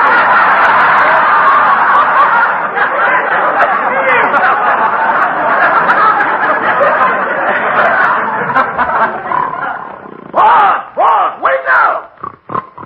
Man, when he gets into the arms of Morpheus, old Mort sure holds on. Uh-oh, he's dreaming he's playing the violin again. How can a man torture himself like that? No use, I gotta get him up. Guess I'll have to resort to the old standby. Huh? Who? Huh? It's just me, boss. I had to do that to wake you up. Oh. You know, Rochester, when I get in the arms of Morpheus, old Morph sure holds on. Say, I'm pretty sharp this morning, eh? Hey, Rod? Yeah. You not only talk in your sleep, you hearing it. What? Nothing. Say it's after 9 o'clock and your gang will be here pretty soon for rehearsal. Yeah, stand back, Rochester. I want to do my exercises. 1, 2, 3, 4. Bend down and touch the floor. 1, 2, 3, 4. Up again and down some more. 1, 2, 3. Rochester, pick up my toupee. 1, 2, 3, 4. Did you pick up my toupee? 1, 2, 3, 4. Caught it before it hit the floor.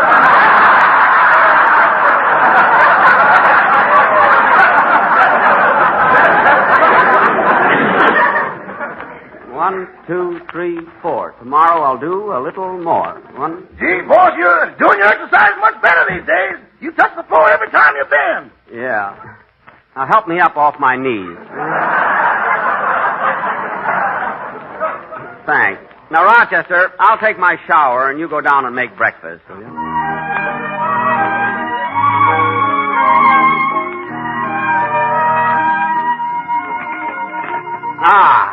That's what I call a swell breakfast, Rochester. Now answer the door, Rochester. You straighten up the kitchen. If you wish, I'll answer the door and you can... Never mind. We'll do it my way, today. Oh, what a beautiful morning. Oh, what a beautiful day. Hiya, Jackson. Well, Phil, hey, rehearsal isn't for an hour yet. What are you doing here so early? Well, I just couldn't wait. I had to tell you. Tell me what? Well, you remember when we were in Victoria, Canada, and all the newspapers printed stories that me and Alice had another baby? Yeah, what about it? Well, it's true. It's true.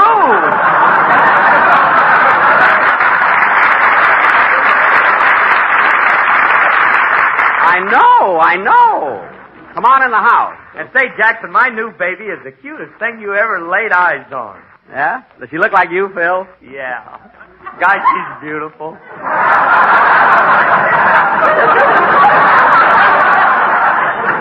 Well, I can understand that, Phil. After all, you're such an Adonis. Ain't I, though? But you know what surprises me most of all, Jackson? What? Little babies are so young. Yeah, especially the young one. And my kid is so tiny. Of course, all babies are tiny when they're first born. How about Don Wilson? Look, Phil, Wilson wasn't born. He was assembled at Lockheed. Speaking of the Flying Fortress, here he comes in for a landing. Wilson is the only guy I know that comes in on the beam and brings the beam with him. Hello, Don. Hello, Jack. Am I in time for rehearsal? Oh, sure. Mary isn't here yet. Say, fellas, while we're waiting, would you like a cup of coffee? Yeah, I don't mind. Oh, thanks, Jack. I'll have a cup. Oh, Rochester. Yes, boss? Rochester, coffee for Mr. Wilson and Mr. Harris. Okay. Sugar and cream, gentlemen? Yes, thank you. Sit right down here, fellas. Would you like some toast with your coffee? No, thanks. Sweet rolls or donuts? No, thanks. Oh, Rochester, turn on the radio. Would you like some music, fellas? No, it doesn't make any difference. Oh, yes, it does. With music, there's a 30% entertainment tax.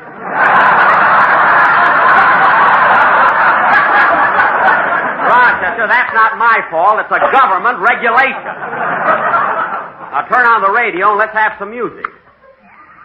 And as our Melody Express rambles southward and approaches New Orleans, our quartet, High, Low, Jack, and Shapiro, will entertain you with...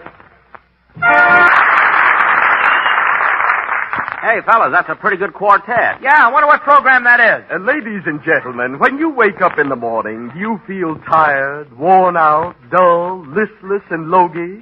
You do? Well, don't expect any sympathy from me. I'm a lout. But you can get sympathy from my sponsor, the makers of Sympathy Soothing Syrup. Remember, folks, sympathy spelled backwards is yatapapus.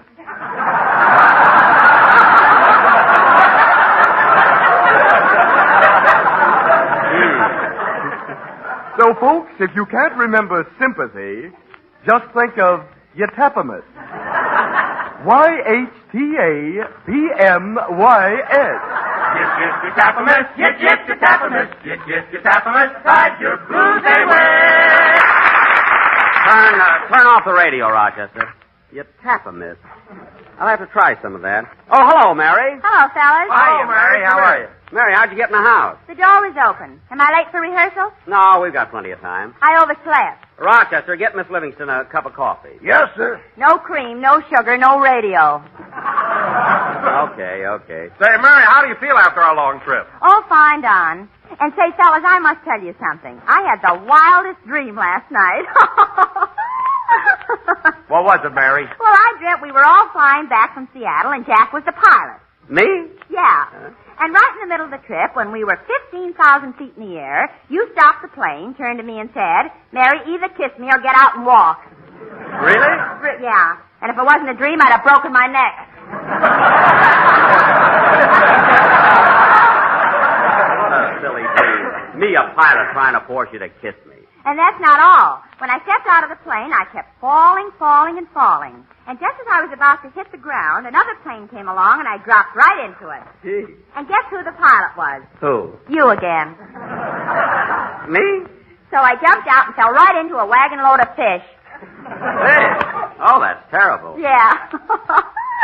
You look so funny lying there with your mouth wide open.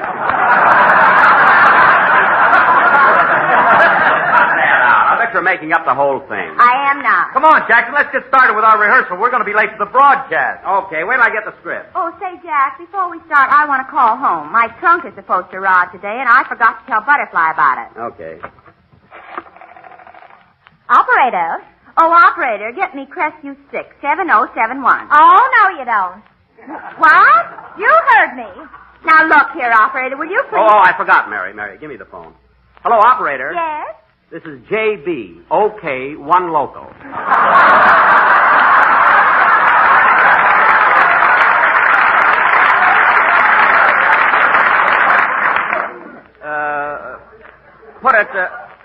Put it through. Yes, Mr. Betty, and welcome home. Thank you.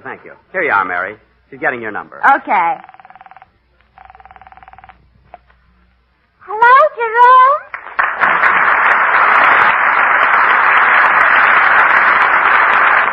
Butterfly, this is Miss Livingston. Oh, I'm sorry. I was hoping it was my boyfriend, Jerome. You know, the soldier. Yes, I know. Now, Butterfly, a man's going to deliver my trunk, and I want you to pay for it because I had it sent COD. How do you pronounce that name? Butterfly, COD is not a name. It means cash on delivery. Like OPA means Office of Price Administration. And FBI means Federal Bureau of Investigation. My goodness. You have to go through all that just to get a trunk? No, Butterfly. I was just giving an example of what certain groups of letters mean. Well, Miss Livingston, the only letters I know are AWOL.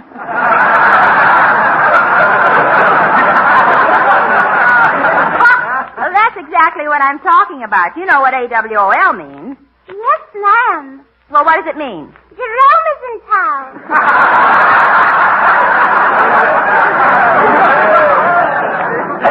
Oh. Now, Butterfly, let's forget about Jerome for a minute. I guess I'll have to forget about him. He came in town last week and went out with another girl. Oh, that's too bad. I wouldn't mind if she was half as pretty as I am. Oh. But I'm not half as pretty as she is.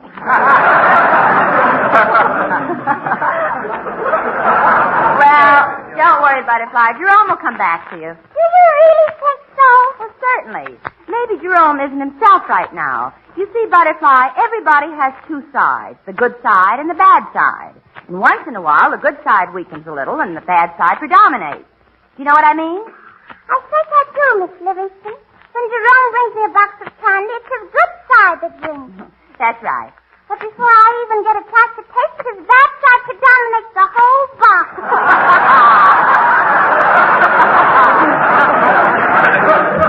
Well, you see, Butterfly, Jerome has two sides. Yes. Half wolf and half pea. Well, something like that. Now, goodbye, Butterfly. Don't forget to pay for the trunk. I won't. Goodbye, Miss Livingston.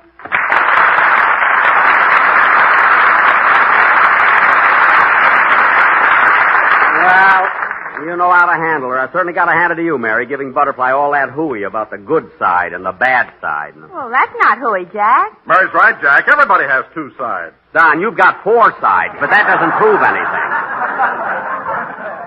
2 sides. Well, now, this is just what I mean, Jack. You know, everybody has a split personality. It's called schizophrenia. Schizophrenia? Yes, it's... Is it like you're tapping this or something? No, schizophrenia, it's that little man inside of all of us that subconsciously governs everything we do. So you see, Jack, everybody is really 2 persons. Oh, I don't believe that stuff. He's right, Jackson. Even you have a dull personality. That's duo.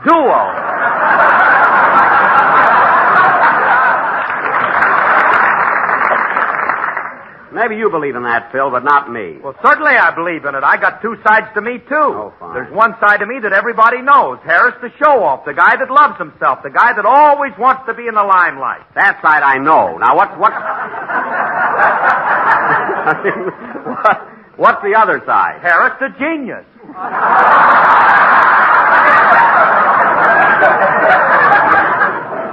A fine genius. You're the only guy I know who sent flowers to Flat Top's funeral.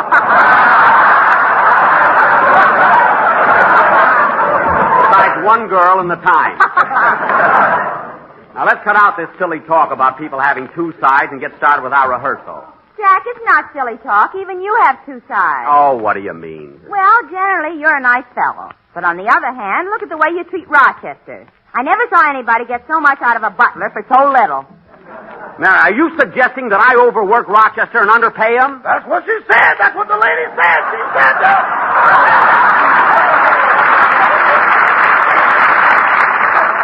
Rochester, this doesn't concern you.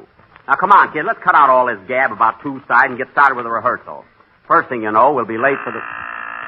Come in. Yes? Remember me? I'm Herman Peabody, the insurance salesman. Oh, hello, Herman.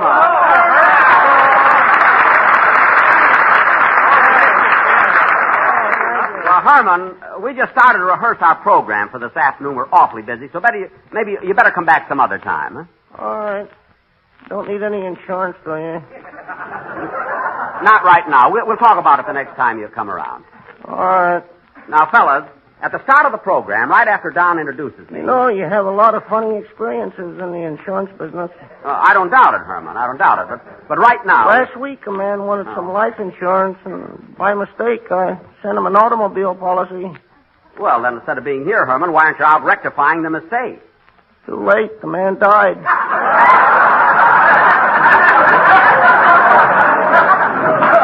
Well, that's a fine how do you do. How do you do? I don't mean that. Look, Herman, I'm thinking of the man's wife. Now, her husband wanted some life insurance. You gave him a policy for an automobile. The company wouldn't pay off on a thing like that. Oh, they wouldn't at first, but I fixed it. What do you mean? I told the company he died of a rusty transmission. You mean to say the company paid off? More than that. They offered to send his wife a new body, but she wouldn't take it. Oh, well, look, Herman, I told you I'm busy right now. Look, we got to rehearse, so come back some other time, will you? All right. Oh, wait a minute. Come here, Herman. I want to ask you something. Yeah?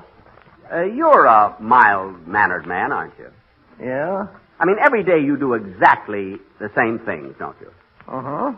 I mean, you never lose your temper, do you, Herman? Oh, no. There you are, Mary, and you too, Don. Your whole theory of dual personalities exploded. You can go now, Herman.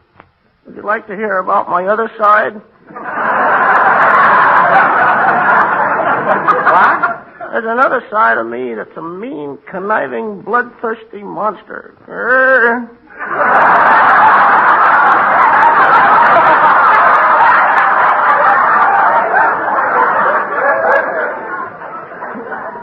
Bloodthirsty monster? Did you ever hear of Dracula? Yes. Kid stuff.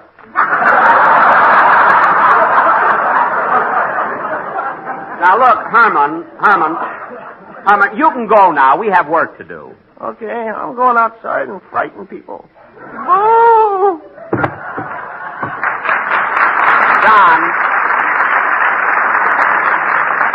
Don, pick him up and let's go on with the rehearsal. All this silly business about two sides. Say, Jackson, it's getting pretty late. Maybe we ought to go over to the studio. Okay, let's do that. Come on, Mary. I'll drive you over.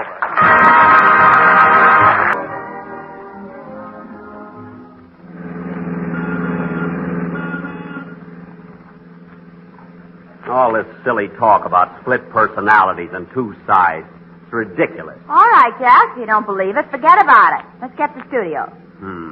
Two sides. Jack, I'll fold your arms and put it back on the wheel. Don't worry, my other side is driving. My other side is driving. Be careful, too, you know. Don't be so sarcastic.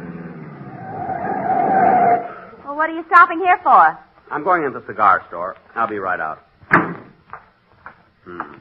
Split personality. Little man inside here. What bunk. Well, sir, what can I do for you? I'd like a cigar, please. Yes, sir. What kind? Oh, I don't know. I see you haven't got the kind I smoke. I just want something mild. Well, here's a nice mild cigar for $0.25. A quarter, eh? And here's one a little stronger for 10 cents. I see. Well, gee, I don't know which one to get. This one's a quarter, and that one's 10 cents, eh? Yes, sir. Well, I don't know. I like the looks of that quarter one, and yet...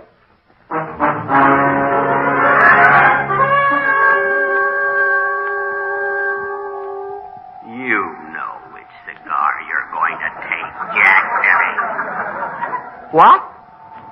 You're going to take the 10-cent one. You always take the 10-cent one.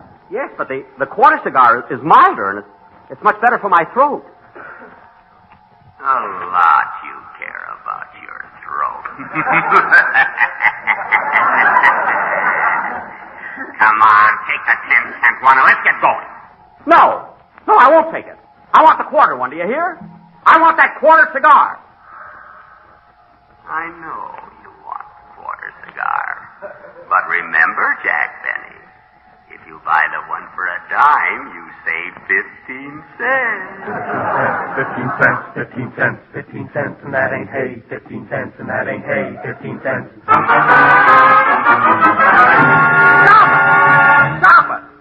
I don't care about the money. I don't care what I say. I want the mild one. Hey, mister, give me that quarter cigar. Yes, sir.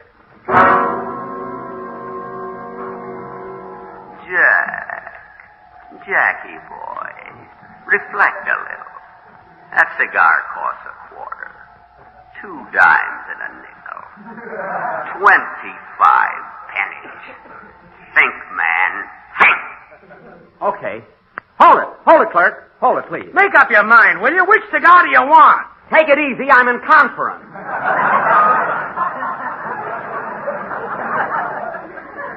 Oh, I don't know what to do. I want the quarter one, and yet... You know what you're going to do, Jack Benny. You never smoked a quarter cigar in your life, did you? Did you? Yes, I did. Not a new one.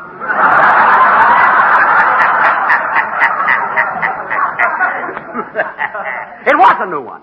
What about that time Phil Harris threw a birthday party for me? I smoked 3 of them right in a row. Phil gave you those cigars. He did not. He did, too. You're a miser, you're a miser, you're a miser, you're a miser. Bromo-seltzer, bromo-seltzer, bromo-seltzer, bromo-seltzer. Stop! Yes, you tap 'em this. Yes, you tap 'em this. Yes, you tap 'em this. Drive your blues away. Get away from me! Get away from me! If you don't, I'll go crazy. Will you please decide which cigar you want? There's another customer waiting. Yes, I'd like to buy a pipe, please. Well, I only have 2 kinds. Here's one that sells for $8, and this one's $15. I'll take the $15 pipe. Here you are. Thank you very much. And now what about you, Sporty?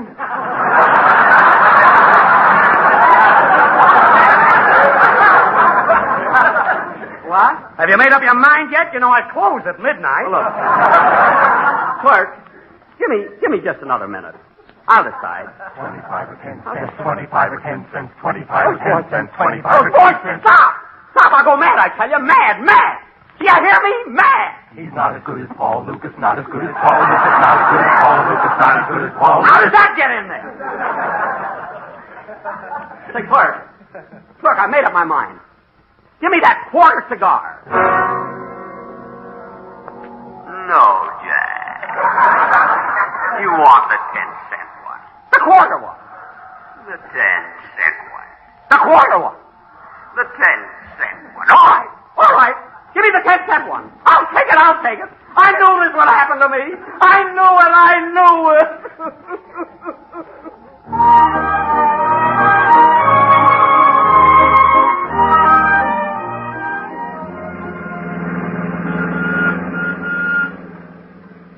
Hey, you know, Mary? What?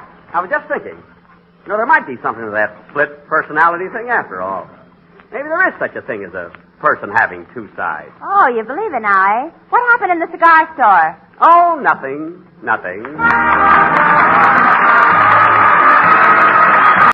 Well, folks, this concludes another half hour, and we'll be with you next Sunday night at the same time. Say, Mary, what'd you think of the show? Pretty good. I wish my mother'd heard it. Why, doesn't she listen to our program? Yeah, but she always tunes out early. How early? About November. Oh, well, then maybe she missed it. I know. Good night, folks. The Grape Nuts and Grape Nuts Flakes program, starring Jack Benny, with Mary Livingston, Phil Harris, Rochester, and yours truly, Don Wilson. And now, ladies and gentlemen... Don, hold up the introduction. Jack isn't here yet. He isn't? Well, where is he? Maybe he followed some babe down Vine Street and forgot to look up when he passed NBC. Oh, now, don't be silly, Phil. Jack doesn't follow girls. He doesn't, eh? How do you think he met me? No kidding, Mary. Is that the way you met Jackson? Yeah, if I didn't have to stop for that traffic light, I'd still be working at the May Company. But I'm not sorry. I'm making just as much working for Jack. Well, gee, you're lucky. But where is Jackson anyway? Oh, he'll show up in a minute. And fellas, wait till you see him. Oh, brother. Why? What's the matter, Mary? Well, Warner's called him up and told him they wanted to make a big feature picture called The Life of Jack Benny. The Life of Jack Benny? Yeah, and you know, fellas, since Jack found out about it, he's absolutely unbearable. I never saw such conceit in all my life. Well, if that's the case, when Jackson gets here, I'm leaving. Leaving? Why? Well, if he's getting to be anything like me, there'll be no standing the guy. You said it, Phil. Uh-oh, here he comes now. Well, hello, everybody. Hello, Donald. Hello, Jack. Philip. Hello. How do you do, Miss Livingston? Jack Benny, take off that monocle. That's not a monocle. I broke my bifocals and managed to save one focal. Here, Donald, take my gloves and cane. Thank you. There. Gloves and cane? Oh, boy, are you snooty. Phil, the gloves are snooty. The cane is necessary.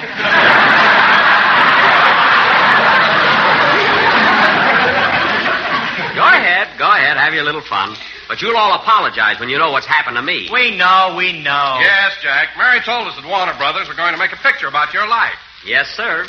The same studio that made the life of Emile Zola, the life of Louis Pasteur, the life of Mark Twain, and now, the life of Jack Benny. Now cut that out. Smart aleck musician. You know, Jackson, I can't understand. I can't understand any studio wanting to make a picture of your life. Now, what do you mean? Well, I'm the guy. Color, glamour, excitement. That's what they should make. The life of Phil Harris. The life of Phil Harris? Why, sure. Phil, the story of your life wouldn't pass the Hayes office if it was endorsed by Good Housekeeping.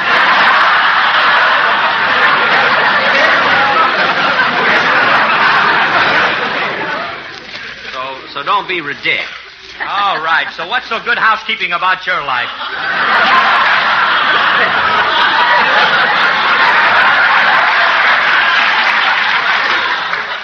What makes your life so interesting? Well, my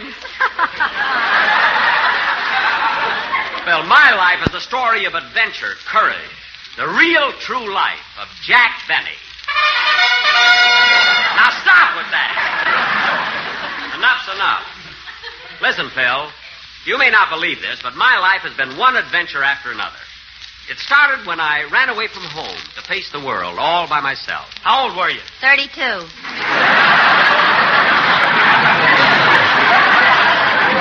I was 27. I remember because I didn't want to leave until I finished high school.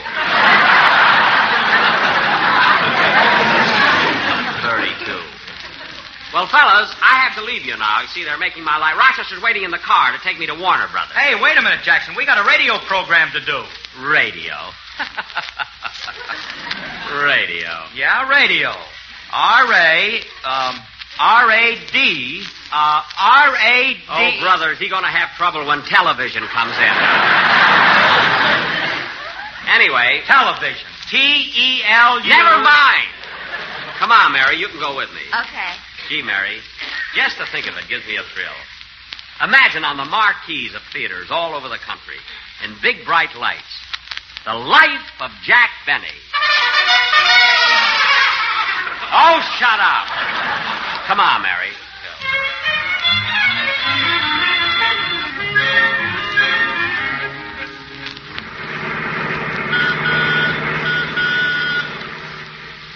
Take it easy, Rochester. Watch where you're going. Oh, Jack, don't be so nervous. I'm not nervous. You must be, boss. You're telling me to take it easy and you're driving. What? Wait a minute, Rochester. When we started out, you were driving. What happened? Remember that big bump we hit back there? Yes? Well, when those people put us back in the car, they put us in wrong.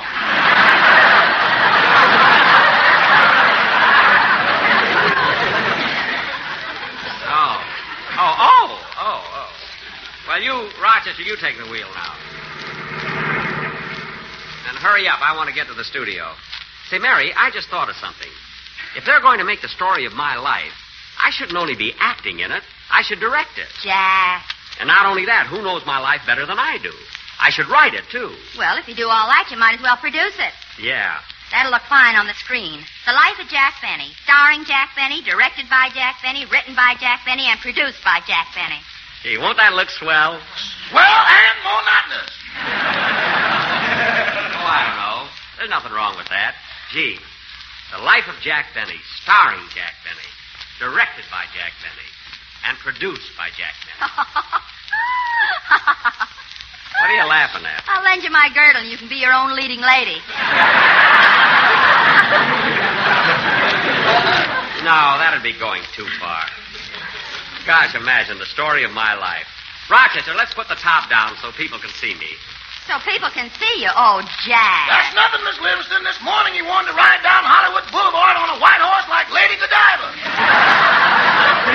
Lady Godiva? Yeah, but his toupee wasn't long enough.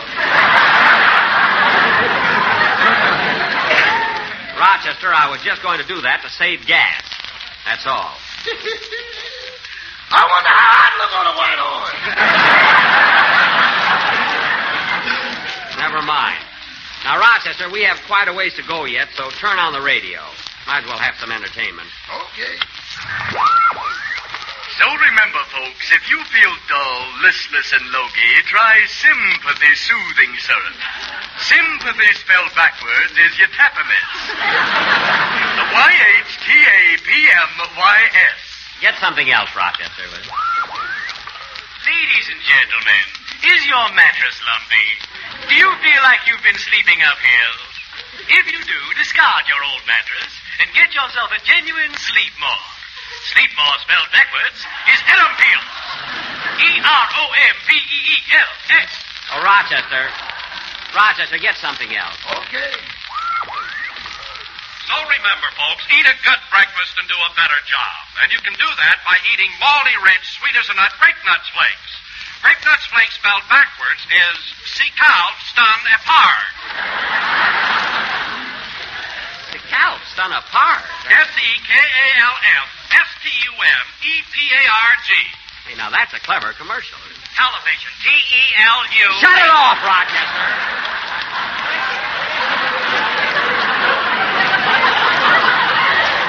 Shut it off. Say, we're here at the studio. Stop right at the main gate. Okay, boss.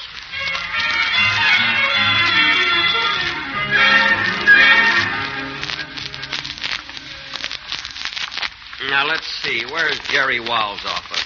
He's in charge of production for my picture. Maybe it's down this corridor. Yeah, here are some offices.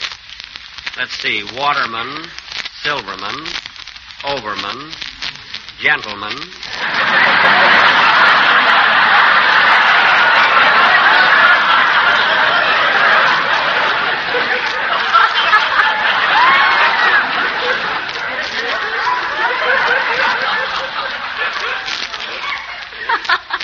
Kern, Kirchhoff, Wall.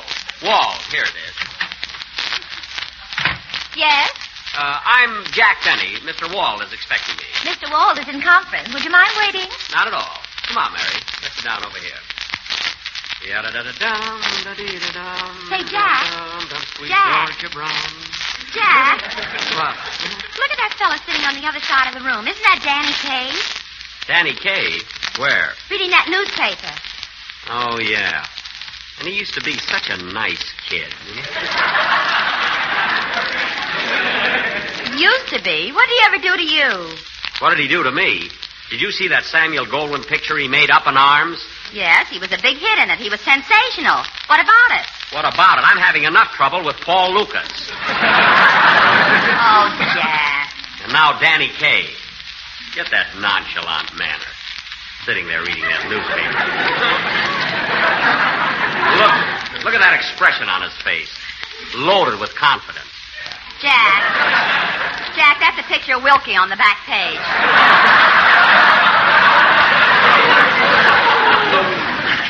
Oh, Wilkie? Has anybody told him yet? Anyway, that Danny Kaye burns me up. You know, Jack, I can't understand it. Every time somebody makes a little progress, you get sore at him. I do not. You do, too. When Mickey Rooney put on long pants, you stopped talking to him. I did not. Why, you even bit Lassie. Well, she bit me first. Anyway, this is different. I practically gave Danny Kaye his start. Well, I remember the day he came to me for advice, and I was fool enough. Oh, Jack, Danny sees you and he's coming over. Oh, well, I'll just have to hide my feelings.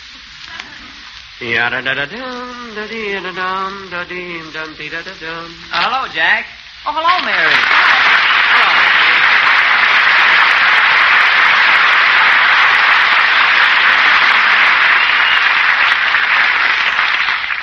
How are you, Jack? I'm fine. How's your mother, Danny? She's fine. And your father? Oh, he's fine, too. Well, the next time you see them, tell them they certainly have a louse for a son. Jack. Well? Jack, what's the matter? What's happened? I thought we were friends. Friends? A lot you know about friendship. I heard about that rumor you're spreading around that you're the new comedy sensation. Oh, now, Jack, I didn't spread that rumor. And look, I'm sorry my picture was a big hit. Oh, sure. And if it'll make you feel any better, I'm sorry that I came to Hollywood. I'll bet. Oh, really, I am. I'm sorry Up in Arms was a success, and I'm sorry that I was funny in it. Being sorry doesn't help. You made the picture, you were a hit, and the damage is done.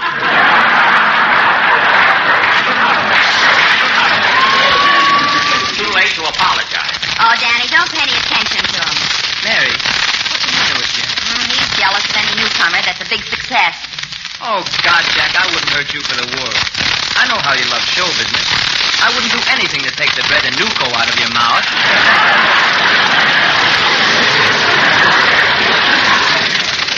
Go ahead, keep talking. I know what you're thinking, but... No, Jack, you've got me all wrong. I've always been your fan. Why, I followed your career for years. Really? Well, sure, Jack, and I could never hope to become as popular as you used to be. Used to be? I mean, used to was. Used to are. Was. All right, Jack. Honestly, Jack, I think you're great. No kidding. And in fact, every time I pass a theater where your picture is playing, I go in to see it. Well, you know, I saw George Washington slept here 4 times. So what? I saw it 20 times. I'm going again tonight. So there. Well, can I go with you, Jack? Don't give me any. What? I could see your picture every night. I think you're the greatest comedian in the world. You do? Yeah. I think you're swell. Oh. Well, then I'm sorry I acted the way I did, Danny. I think you're pretty swell, too. No, but you're sweller than I am, Jack. No, Danny, you're the swellest. Oh, no, Jack, you're the swellest.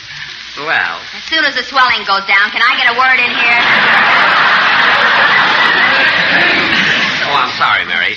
and I were just complimenting each other. Oh, say, Danny, you know, Jerry Wall sent for me because Warner Brothers are going to make a picture of my life. And to show you how much I really like you, I'm going to ask them if they can't find something for you to do in my picture. Oh, gee, that'd be wonderful, Jack. Now, Danny, I know you can sing and dance, but can you act? Can I act? You know I studied with Stanislavski. Stanislavski? Why, of course. His method is famous all over the world. It is? Of course it is. Let me give you a picture of one of his disciples.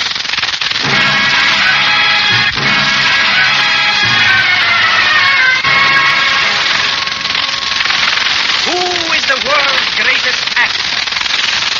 And how did I get that way? Who made me a genius, the greatest projector who ever wore a toupee? Who made me most miserable Hamlet, the deadest Romeo who died for his bride? Who made me most awful Dr. Jekyll, and then made me hide? Stanislavski of the Moscow Theater, Stanislavski, a director from the heart.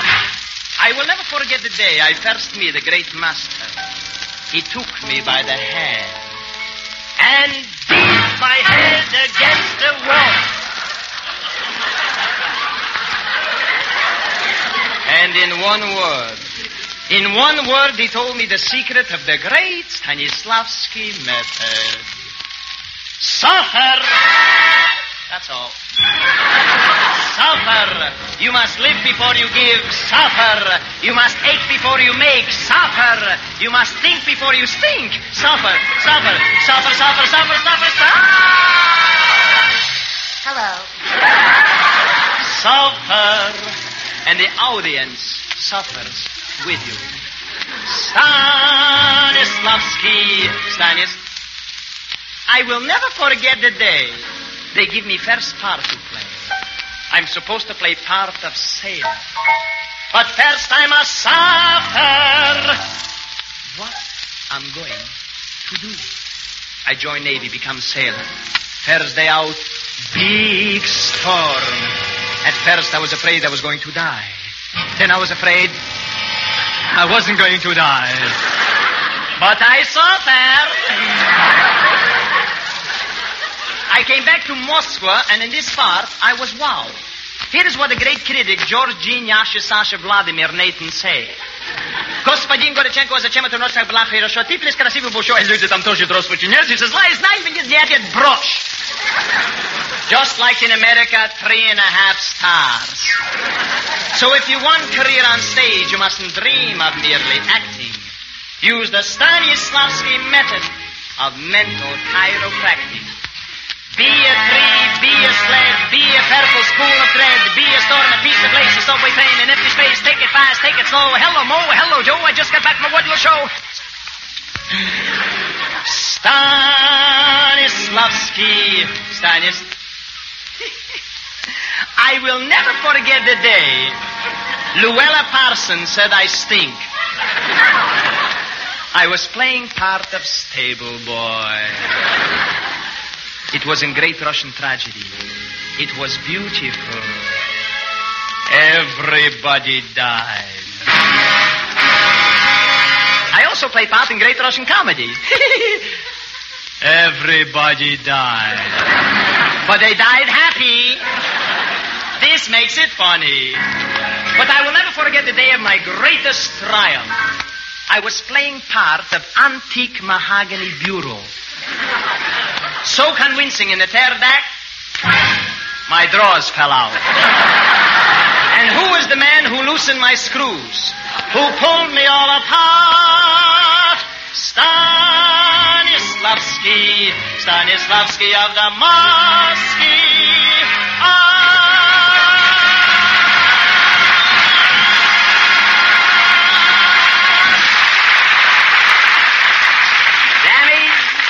Danny, that was great. I'll find room for that in my picture if I have to cut myself out of one scene.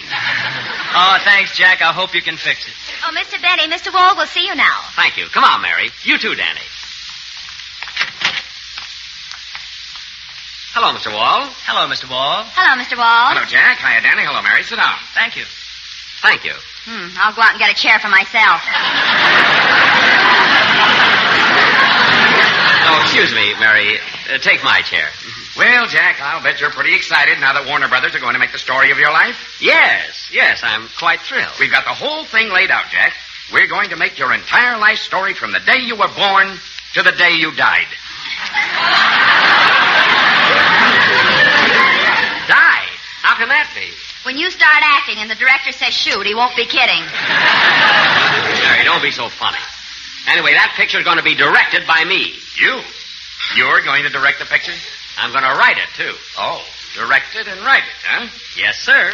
Who's going to supervise it? I am. Who's going to produce it? I am. Who's going to finance it?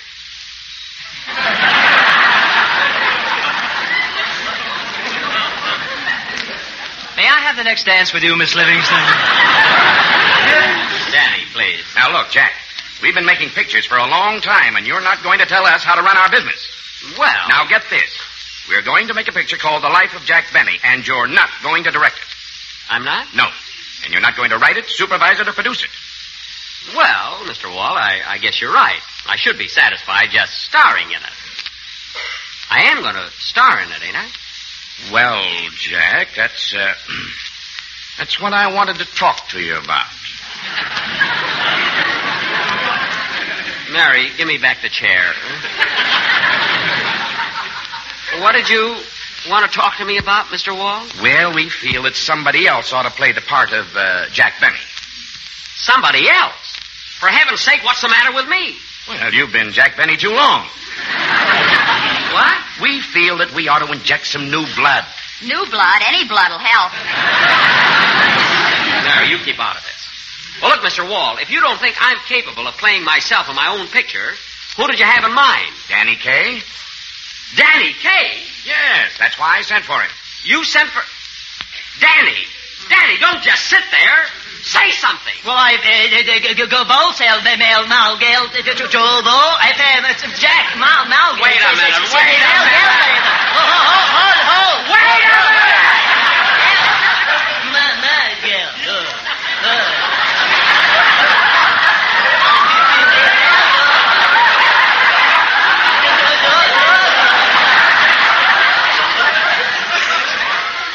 Now, Danny Kaye, you knew about this all the time. No, I didn't, Jack. Really, I didn't. This is all a surprise to me. Imagine even thinking of making the picture of my life without me being in it. Jack, I didn't say you weren't going to be in it. I have something very important for you. You have? Yes. You're going to play the part of your father.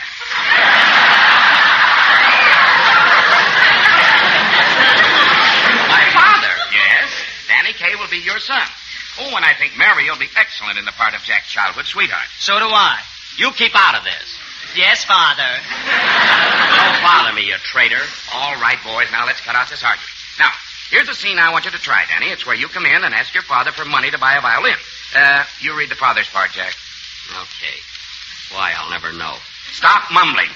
All right, go ahead, Danny. Now, remember, you're asking your father for money, and you're Jack Benny at the age of 9. Yes, sir. I couldn't deny him about it.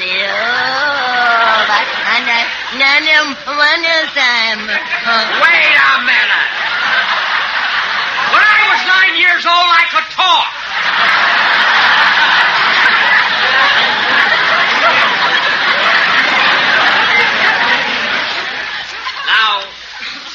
Now read it right. Go ahead, Danny. Ask the old man again. Okay. Dadichka. Could I please have $4 to buy a violin, Dadichka, please? Just a minute. What's the idea of doing Russian? Well, isn't Waukegan in Russia? Oh, it's in Illinois. Jeepers. Now, try it again, Danny, and remember, you're a little country boy. Uh-huh. Okay. Hey, Paul. Hey, Paul, can I have $4 to kind of buy myself a fiddle and a place? Now, stop it. What do you think I was when I was a kid? A moron? And besides, he outgrew it. Yes, heavens to Betsy.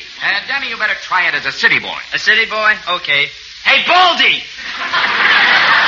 Hey, Baldy, can I put the violinist for 4 foxskins to buy a scratch box? Everybody in Brooklyn is playing, and I want to get one of the scratch boxes. Now, cut that out!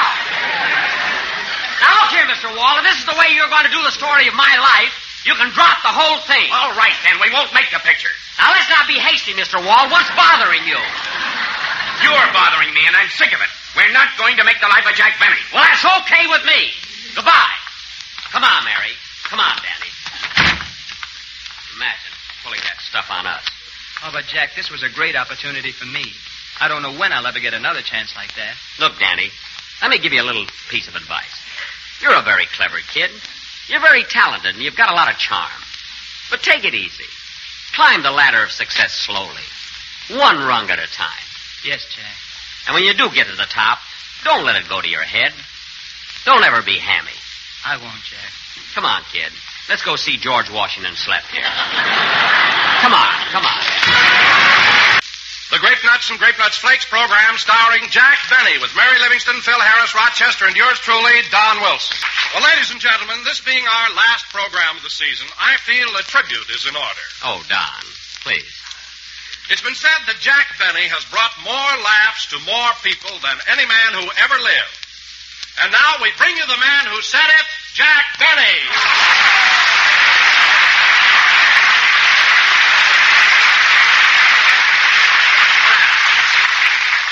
Thank you. Hello again. This is Jack Benny talking. And, Don, I must say that was one of the most unusual introductions I've ever heard. Well, Jack, I'm glad you liked it. I didn't say I liked it. I said it was unusual. You started out, Don, very cleverly, but what? Well, it's the first time I ever heard a man talk himself into a raise and out of a job at the same time. Don, since you brought up the subject yourself, tell me, who is there in radio that gets more laughs than I do? Well, there's Bob Hope, Fibber McGee and Molly, Red Skelton, Burns and Allen, Jimmy Durante, Abbott and Costello, Groucho Marx, and Eddie Cantor. I mean besides that.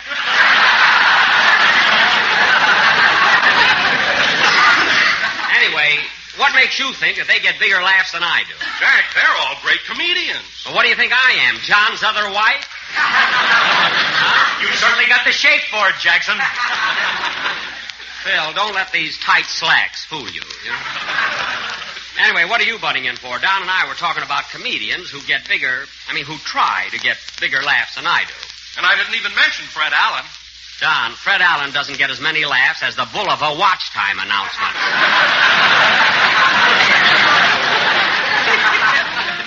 And he's supposed to be an ad-lib comedian. Well, Fred is an ad-lib comedian. Ad-lib comedian. If he ever went down to Allen's Alley, knocked on the doors, and nobody was home, he'd shoot himself. Some wit. Well, I don't know. I'll never forget the laugh he got when he called you Flat Top's brother, False Top.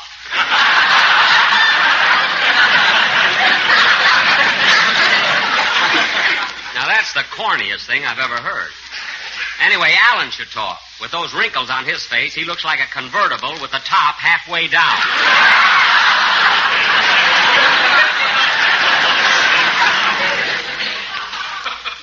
With those... I like that one myself, And with those bags under his eyes, he looks like a short butcher peeping over 2 pounds of liver.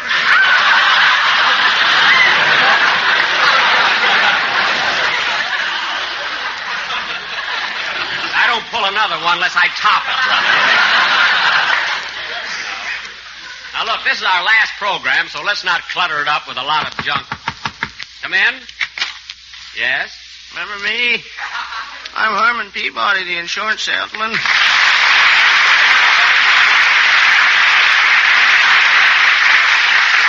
Oh, yes. Come on in, Herman, and say, what's that tape measure over your arm? Oh, it's just a company regulation. When I sell a policy, I have to measure the customer. Measure the customer? Yep. With a shortage of help, why, we don't like to dig the hole any bigger than we have to.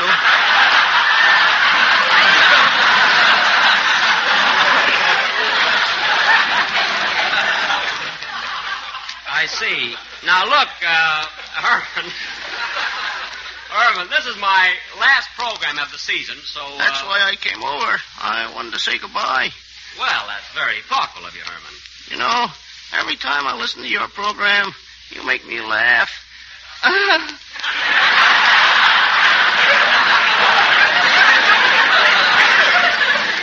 Well, I'm glad I make you laugh, kid. Yeah, you really give out, don't you, Herman? Oh, yeah. Sometimes I get hysterical.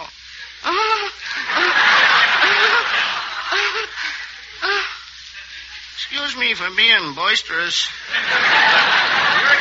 You're excused. Well, maybe I ought to go now. I have to take my dump truck back to the insurance office. Your dump truck? Yeah, I drive that around to service our 48-cent policy. Well, that's the cheapest policy I ever heard of, but what's the dump truck got to do with it? Well, at that price, if you die, we don't give you any money, but we guarantee to cover you up.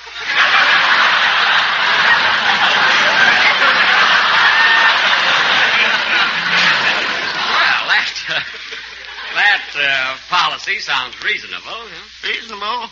Dirt cheap.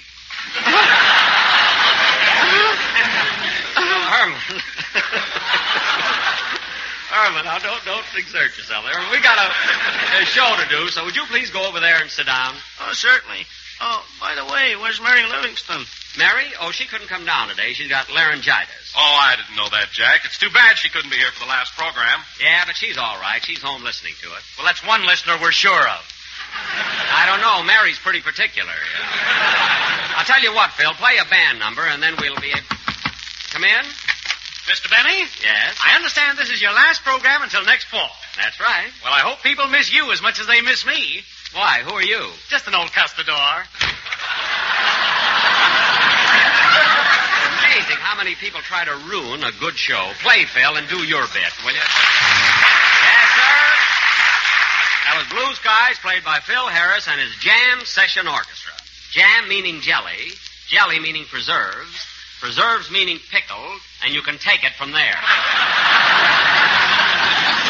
And now, folks... Look, Jackson, it's bad enough that you keep panning my orchestra all year, but you don't have to do it on the last program, do you? Well... Phil's right, Jack. If Phil likes his orchestra, that's all that matters. He knows whether their music's good or not. Or he does, eh? Listen, Don. Phil once followed a guy with squeaky shoes for 3 blocks trying to find out who made his arrangements. There's a lot he knows about music. He found these boys in a pool room. In a pool room? Yeah, you notice when they came in for rehearsal, he doesn't sit them in position. He just racks them up. Hey, I'm pretty good myself today, And now, folks... Hey, wait a minute. Now, my boys don't play any pool any more than anybody else. Any. Phil, all I know is you had to get rid of that violinist with the bald head because the clarinet player kept shooting him into the tuba. So don't try to... Hey, my wife played the tuba. What? What was that, Herman? My wife played the tuba for 25 years. Your wife? Well, that's an unusual instrument for a woman. Uh-huh. Mr. Benny, did you ever kiss a tuba player? No, I can't say that I have. Well, if you ever do, you'll know what they mean by a slip of the lip can sink a ship.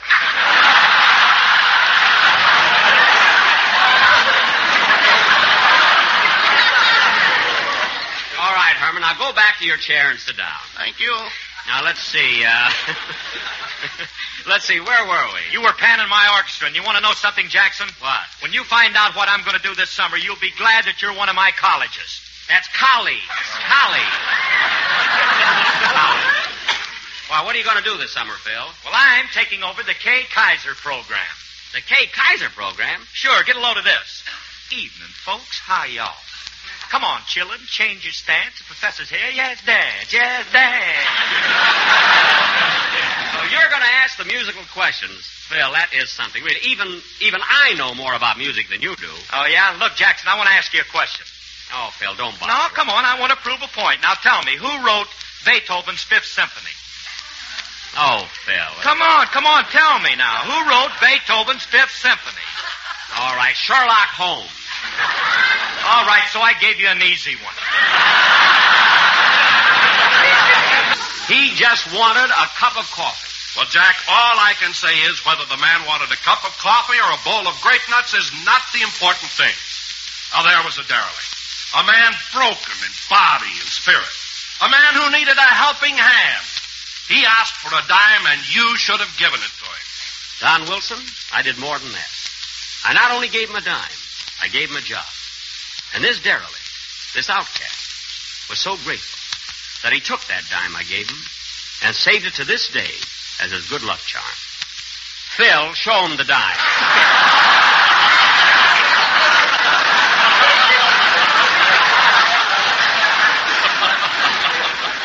Go ahead, Phil. Show it to him. Here you are, Don.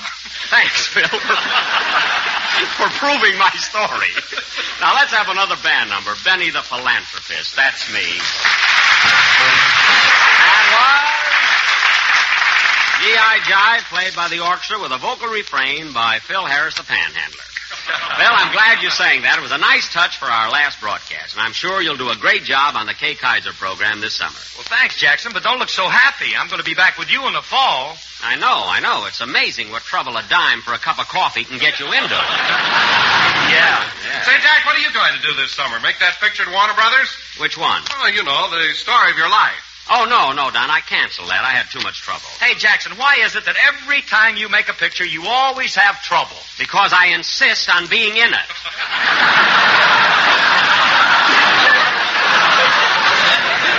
Anyway, I read the script, and it wasn't anything like my life. They had me leaving Waukegan, traveling all over the country, playing my violin on street corners. Then at the end of the picture, they had me on a freight train going back to Waukegan. Some idea. What were they going to call the picture, Jack? Well, Lousy Comes Home. Oh, Lousy Comes Home. Oh, Harris, it's remarkable how you can keep up this pace week after week. You darling boy, you. That's right. Keep ad-libbing. Just keep going. Keep right in going up into the Fitch bandwagon. It goes right in, for the next hour and a half. Phil, that wasn't the title at all. They were going to call it The Life of Jack Benny. And another thing, they wanted to get somebody else to play the part of me. I never heard of anything so ridiculous. I should play Jack Benny myself. But, Jack, even if you did play the part yourself, they'd have to get somebody to play you when you were younger. Well, yes. How about C. Aubrey Smith? What are you talking about, C. Aubrey Smith? They wanted Danny Kaye to play my whole life. And I wouldn't stand for anything. Come in? Special delivery for Jack Benny. I'll take it, Bud. Here's a tip for you. Oh, boy, a nickel. Now my wife can have another baby.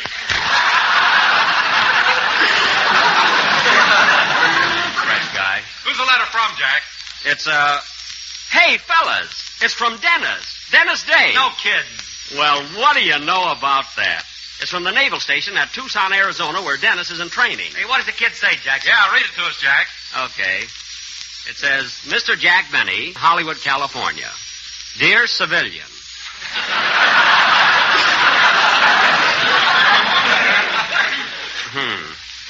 I have been stationed at Tucson, Arizona ever since I left your program, and the air here is much better. I like being in the Navy. Last night I had fish for dinner, and it was nice to meet someone who had been to sea.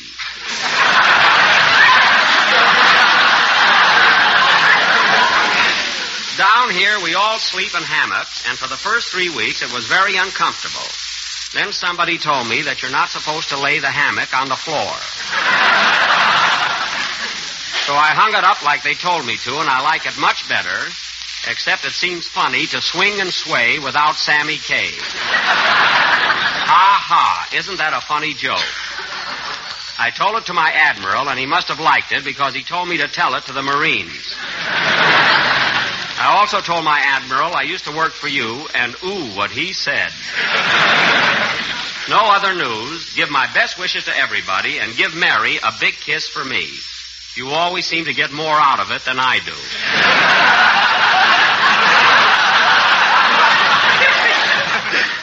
Love to all. Yours truly, Dennis Day. P.S. Please excuse the ink, as I am all out of pencil. Good old Dennis. It's sure good to hear from him, wasn't it, fellas? Yeah, I got a kick out of that. Say, Jack, can you imagine me ever sleeping in a hammock? Don, any bed you sleep in looks like a hammock. It won't make sense. Anyway, I'm going to write to Dennis tomorrow and tell him all the news that's happened since he's been away, and I'll take it. Hello? Hello, Mr. Benny. This is Rochester.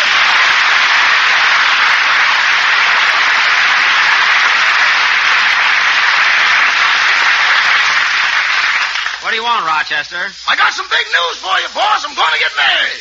Married? Yeah, you know how long Cupid's been shooting those arrows at me? Yes. Well, last night he hit me with a secret weapon.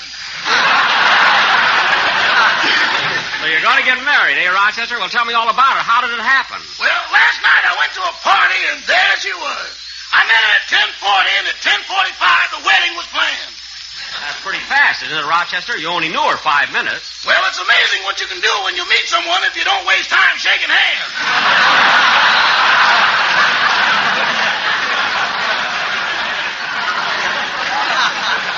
Oh, I see. Well, Rochester, this must have been love at first sight. I never heard you talk this way before. Oh, yes, boss. She's beautiful. Really?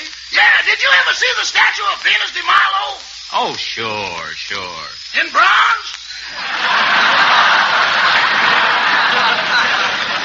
Not exactly. You know, Rochester, I feel a little sad about this. You've been with me all these years, and now you're going to get a wife and set up housekeeping for yourself. Oh, no, Mr. Benny, don't look at it that way. What do you mean? You ain't losing a butler, you're gaining a cook. Well, right now, I sure could use one. Anyway, good luck, Rochester, and I hope you'll be very happy. Thanks, boss. Goodbye. Goodbye. Oh, say, Rochester. Yes? Since this is our last program, I'm having a few friends drop in for a little celebration, and I want you to stay home and have some drinks ready. Okay, boss. I want to try a new recipe I learned last night. What's it like? Well, first you take a 12-ounce glass and put it in a dash of bitters. Uh-huh. Then you add a jigger of gin. Then you add another jigger of gin. Uh-huh. And then you fill the glass up with gin.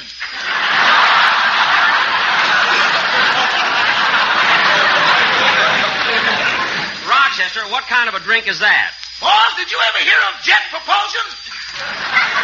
Yes? Well, this opens the jet.